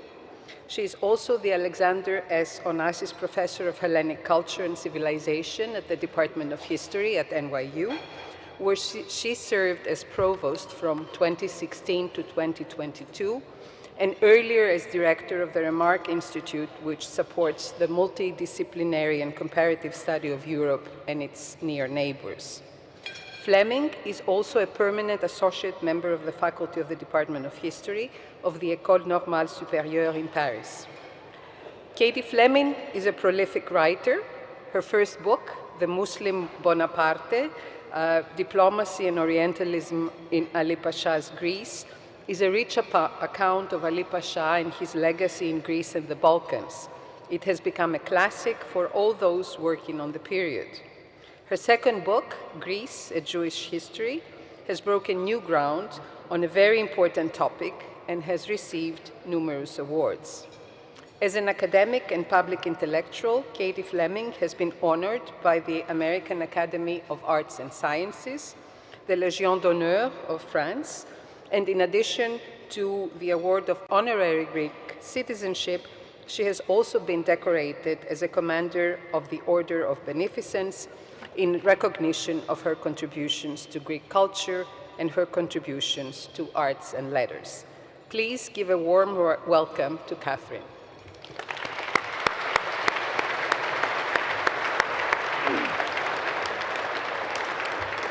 Good evening. It's a little bit embarrassing when the introduction of the introducer is lengthier than that of the introducer. I want to say it's a real delight to be here with all of you to celebrate one of my absolutely favorite institutions, the American School of Classical Studies at Athens, and its wonderful library, the Gennadios, about which you've just heard a bit. But it's even more of a delight to be here to celebrate one of my absolutely favorite people, Mark Mazower. Thank you all immensely for joining me and joining us for this really happy occasion. Now, in 1994, an obscure graduate student rang up on the phone an emerging academic superstar. The student was in London for a few days, where the academic was based. He was in his mid-30s, and his second book, a slow burn blockbuster about Greece under German occupation, had come out the year before. This was before the internet, of course, thank God. So the fact that the superstar actually answered the telephone himself is perhaps not unexpected. What is extraordinary, though, is that far from giving this student a polite brush-off, he instead invited them to dinner. Not 24 hours later, the two were having dinner at, naturally, a lovely Greek restaurant in Primrose Hill, I believe Le Monien, and the academic was generously sharing his thoughts with this student on her admittedly rather ill-formed dissertation topic. Now, the emerging superstar, of course, was tonight's honoree, Dr. Mark Mazower. And that same generosity, intellectual, social, fundamentally human generosity has been characteristic of his whole career, even as he has steadily climbed his way to the very pinnacle of academic and public intellectual fame. We're here to celebrate Mark's career accomplishments through the much-deserved receiving of the Gennadius Prize. But because I was that graduate student some 30 years ago, I want to be sure that we also celebrate Mark as an extraordinary human being, a wonderful father, son, grandson, brother, partner, and friend. Mark is a generous interlocutor to colleagues, a welcoming host, I have abused that part of things, and he has sustained meaningful relationships over the course of decades and across oceans. This is indeed a man who understands the full weight and value of history. Now, another thinker about history was the great Greek poet George Seferis, who had an abiding fascination with history and the question of whether it could still have meaning in modern Greece, a country both obsessed with and alienated from its glorious past, whether you like it or not. A past that has been claimed by everyone and that consequently belongs to no one, perhaps, Greek and foreigner alike. Seferis writes movingly of this, of our souls, quote, "Swimming in the waters of this sea and of that sea, without the sense of touch, without people, in a country that is no longer ours nor yours, μέσα σε μια πατρίδα που δεν είναι πια δική μας, ούτε δική σας." Mark has illuminated Europe's history with his intimate knowledge of Greece, just as he has written more insightfully about Greece, precisely because he is not just a Hellenist, but also a Europeanist. In fact, Mark is perhaps the Europeanist par excellence working today. His work swims in the waters of many seas, and it has been utterly decisive in giving Greek history, modern Greek history, its deserved place at the center of our understanding of modern Europe. And in doing so, he has made Greece a place that is much more diki mas, ours, all of ours. Thank you, Mark. Congratulations on your stellar career, and much more, thank you for being a stellar friend and human being.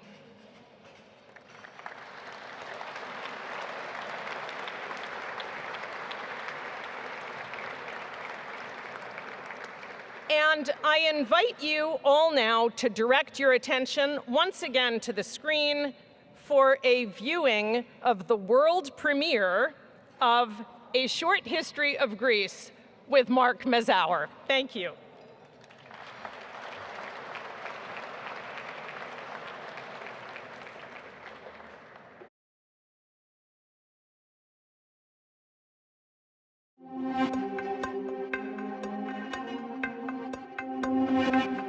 The books that I've written about Europe, or about the idea of governing the world, have been, to a certain extent, books that were written, let's say, at 30,000 feet. But if you really want new ideas to emerge, in my own experience, they come from staying close to the ground. The richness of history lies in the unpredictability of real facts.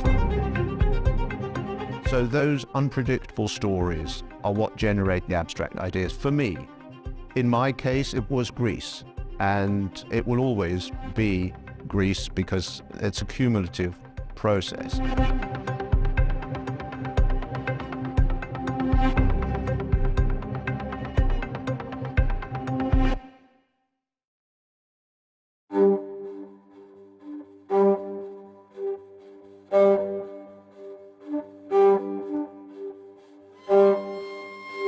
Actually, the story begins in geologic time with the last rising of the Mediterranean and the creation of the modern Greek geography of islands and pitted coastline and scarce arable land that somehow attracts settlement.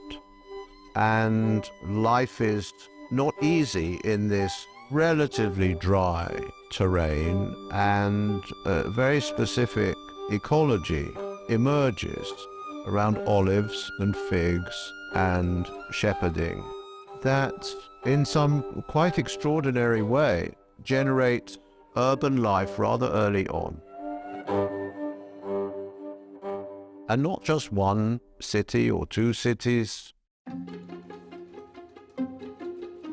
huge number of cities in a relatively small area, all communicating with one another, developing this extraordinary cultural, philosophical production that we know, not developing into a great imperial system, but rather being taken over and becoming the plaything of imperial systems over centuries. The penultimate of these great imperial systems is the Ottoman, in which actually they flourish to the point where they can establish contact with the new technologies of print and the new ideas that are emerging in Western Europe.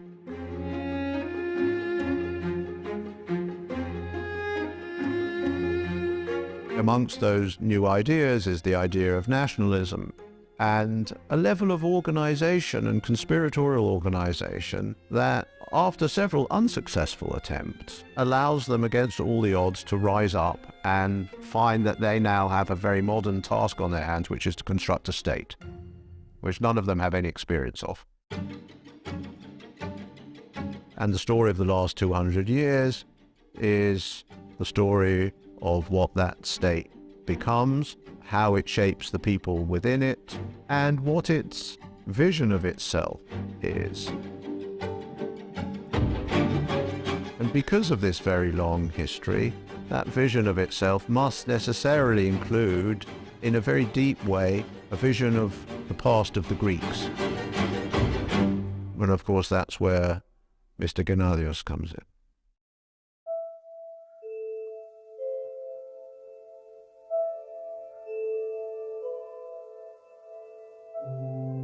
And the library, as the expression of Gennadios' interests, as a very self-confident member of something quite new, which was this new bourgeois elite that held the future of the country in its hands. He was thinking with history. He wanted his country to think with history, and the library is a machine for thinking with history.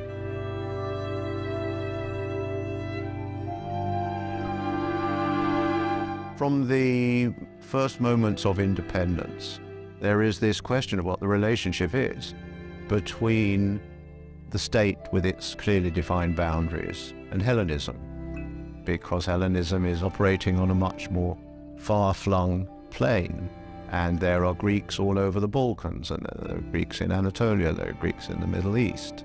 And they have no difficulty understanding Turkish, understanding Albanian. Gennadios was very early to understand that the archives of this part of the world are multilingual. You need to look at what the Venetians mapped out across the Peloponnese, a whole overlapping Venetian imperium that was much of the Greek world. And on the other hand, you have this wonderful literature of the travelers' accounts brought to Greece often by Philhellenism, which is a very important cultural document of the 19th century, because it shows just how large the Greeks loomed in the European imagination. The fact that Greek was the language of the church and therefore the language of literacy for hundreds of years immediately opens up realms that are not available to you if you are interested in the history of Albania. And the archives of Ali Pasha, which we can now read, are full of surprises as well. Just the sheer extent of the Greek involvement in his entourage, in his court. But the strange culture of Ioannina that I think we don't fully understand yet, that was this striking fusion of Greek and Albanian and Turkish.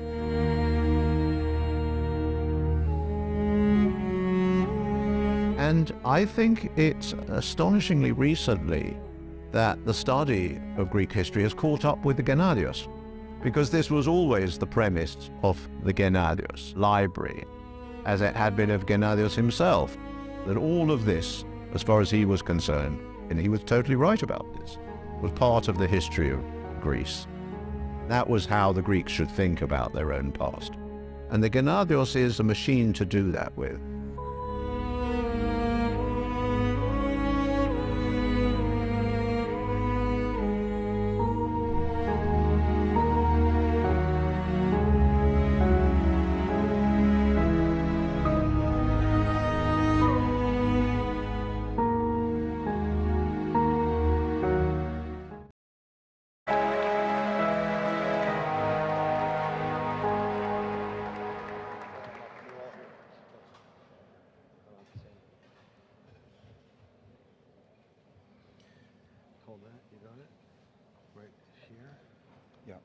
Ladies and gentlemen, please give a warm welcome to our Gennadios Prize recipient, Mark Mazower.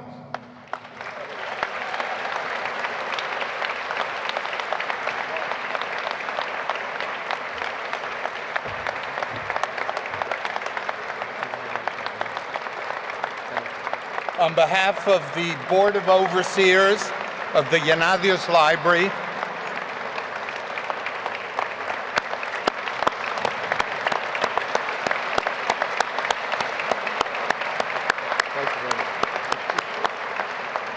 on behalf of the Board of Overseers of the Gennadios Library, I hereby present you with the Gennadios Prize for outstanding contributions to the advancement of knowledge of post-antique Greece. Thank you. Thank you so much. Thank you.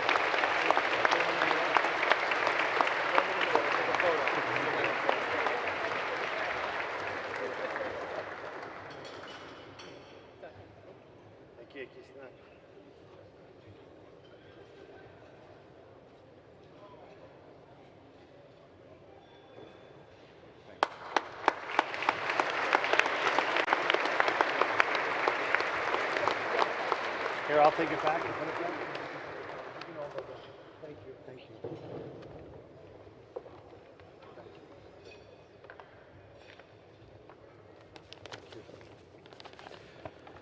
Well,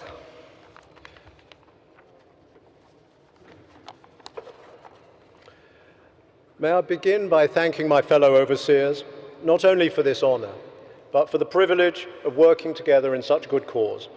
For Greece, the country that we all know and love, and for the world of scholarship in general, the Gennadios Library is a unique and vital resource. We're lucky to have it, with its brilliant and dedicated staff, led by the incomparable Maria Georgopoulou, its director.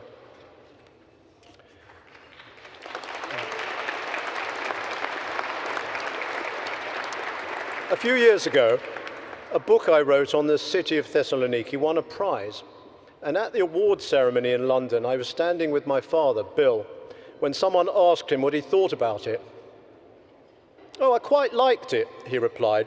"It's just that on page 182, you say that, quote, in the summer months, the inhabitants of Ottoman Salonika gravitated to the upper town to escape the heat.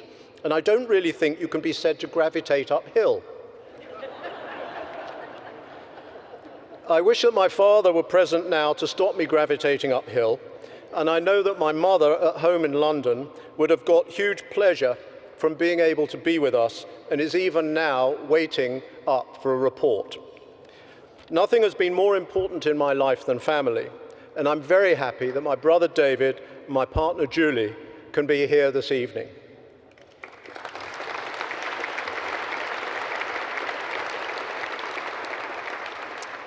Scholarship is often portrayed as a solitary activity, and so it generally is.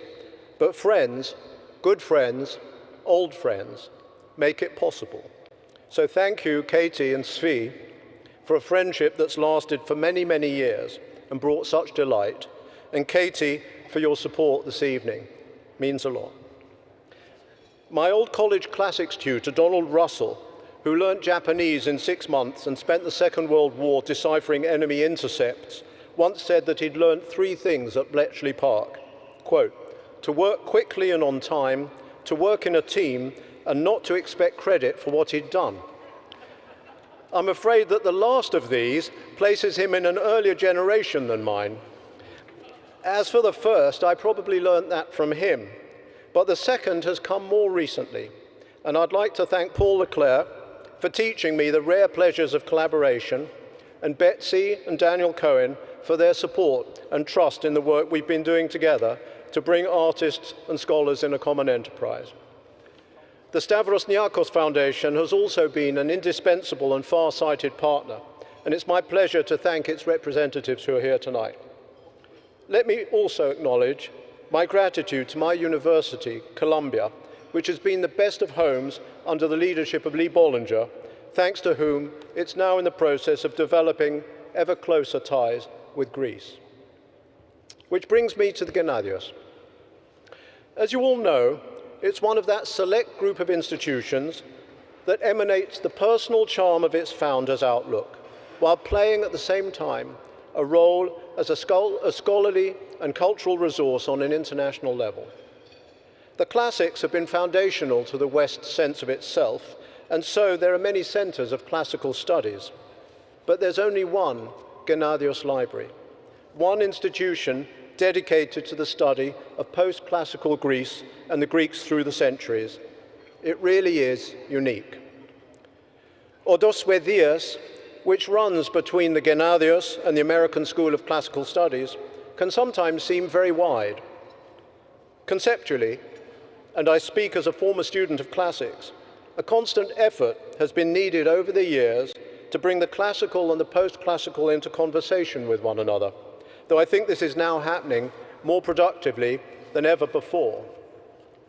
But as we approach the library's centennial year, I wonder if that distance is not now narrowing for other reasons. A world of global warming is changing not only our climate, but our very framing of history itself. For the early philosophers of the past, the divide between ancients and moderns was secondary to a much more basic divide, that between the world of nature and the world of man's actions. As those two, the world of nature and the world of man's actions, for the first time become ever more entangled, we can see the force of their view. From the perspective of the rise and fall of oceans, of the last melting of the ice across Europe, of the extraordinary remains of lower Paleolithic hominid activity found in the Marathusa animal pits more than 400,000 years in the past. From that perspective, to insist on the yawning gulf between the classical and the post-classical begins to seem slightly beside the point. On the contrary, it seems more and more obvious with every year that passes that they form part of the same brief human continuum. And for anyone interested in that story, Greece, with its unrivaled and rich evidentiary base stretching across the centuries, will be an essential destination. And the Gennadios Library, with its mission to illuminate how civilization has endured across the centuries in the most fragile of conditions, will surely remain indispensable as we search for new ways of understanding our past and ourselves. It's an honor to receive this prize in the name of such a precious institution. Thank you all for being here this evening to celebrate it with me. Thank you.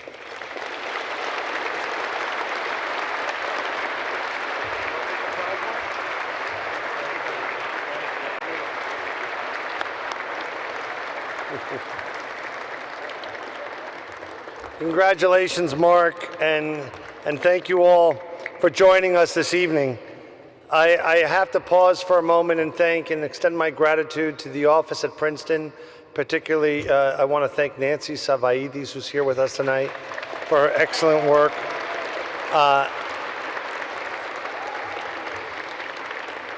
Yeah, I have to tell you, I'm very proud of how this program has developed, but many of you may not know, this is all done internally.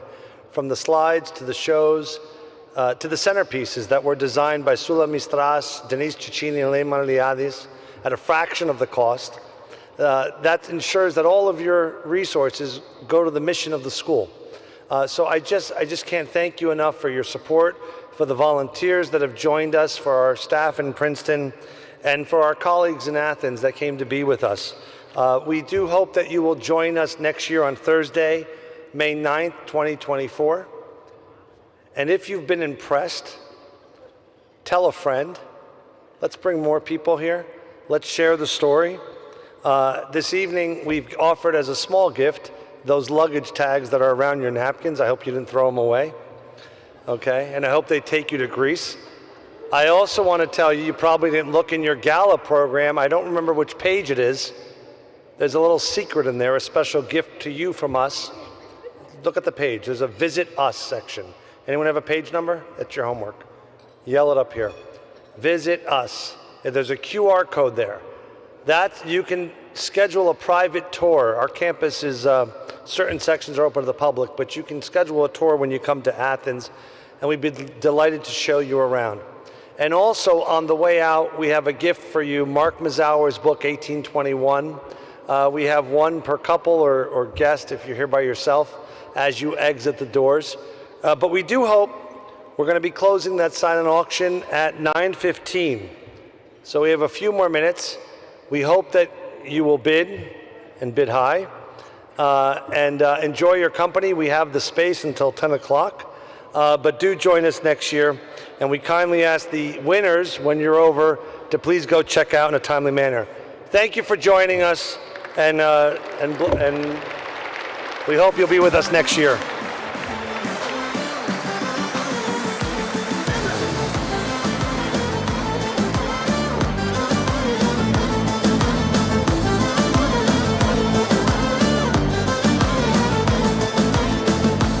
Συγχωράς καρδιά μου, μη τη συγχωράς. Πάψε πια να τη λατρεύεις, να την αγαπάς. Κοίτα τι σου έχει κάνει, κοίταξε καλά. Πάρε μια φορά το θέμα λίγο σοβαρά.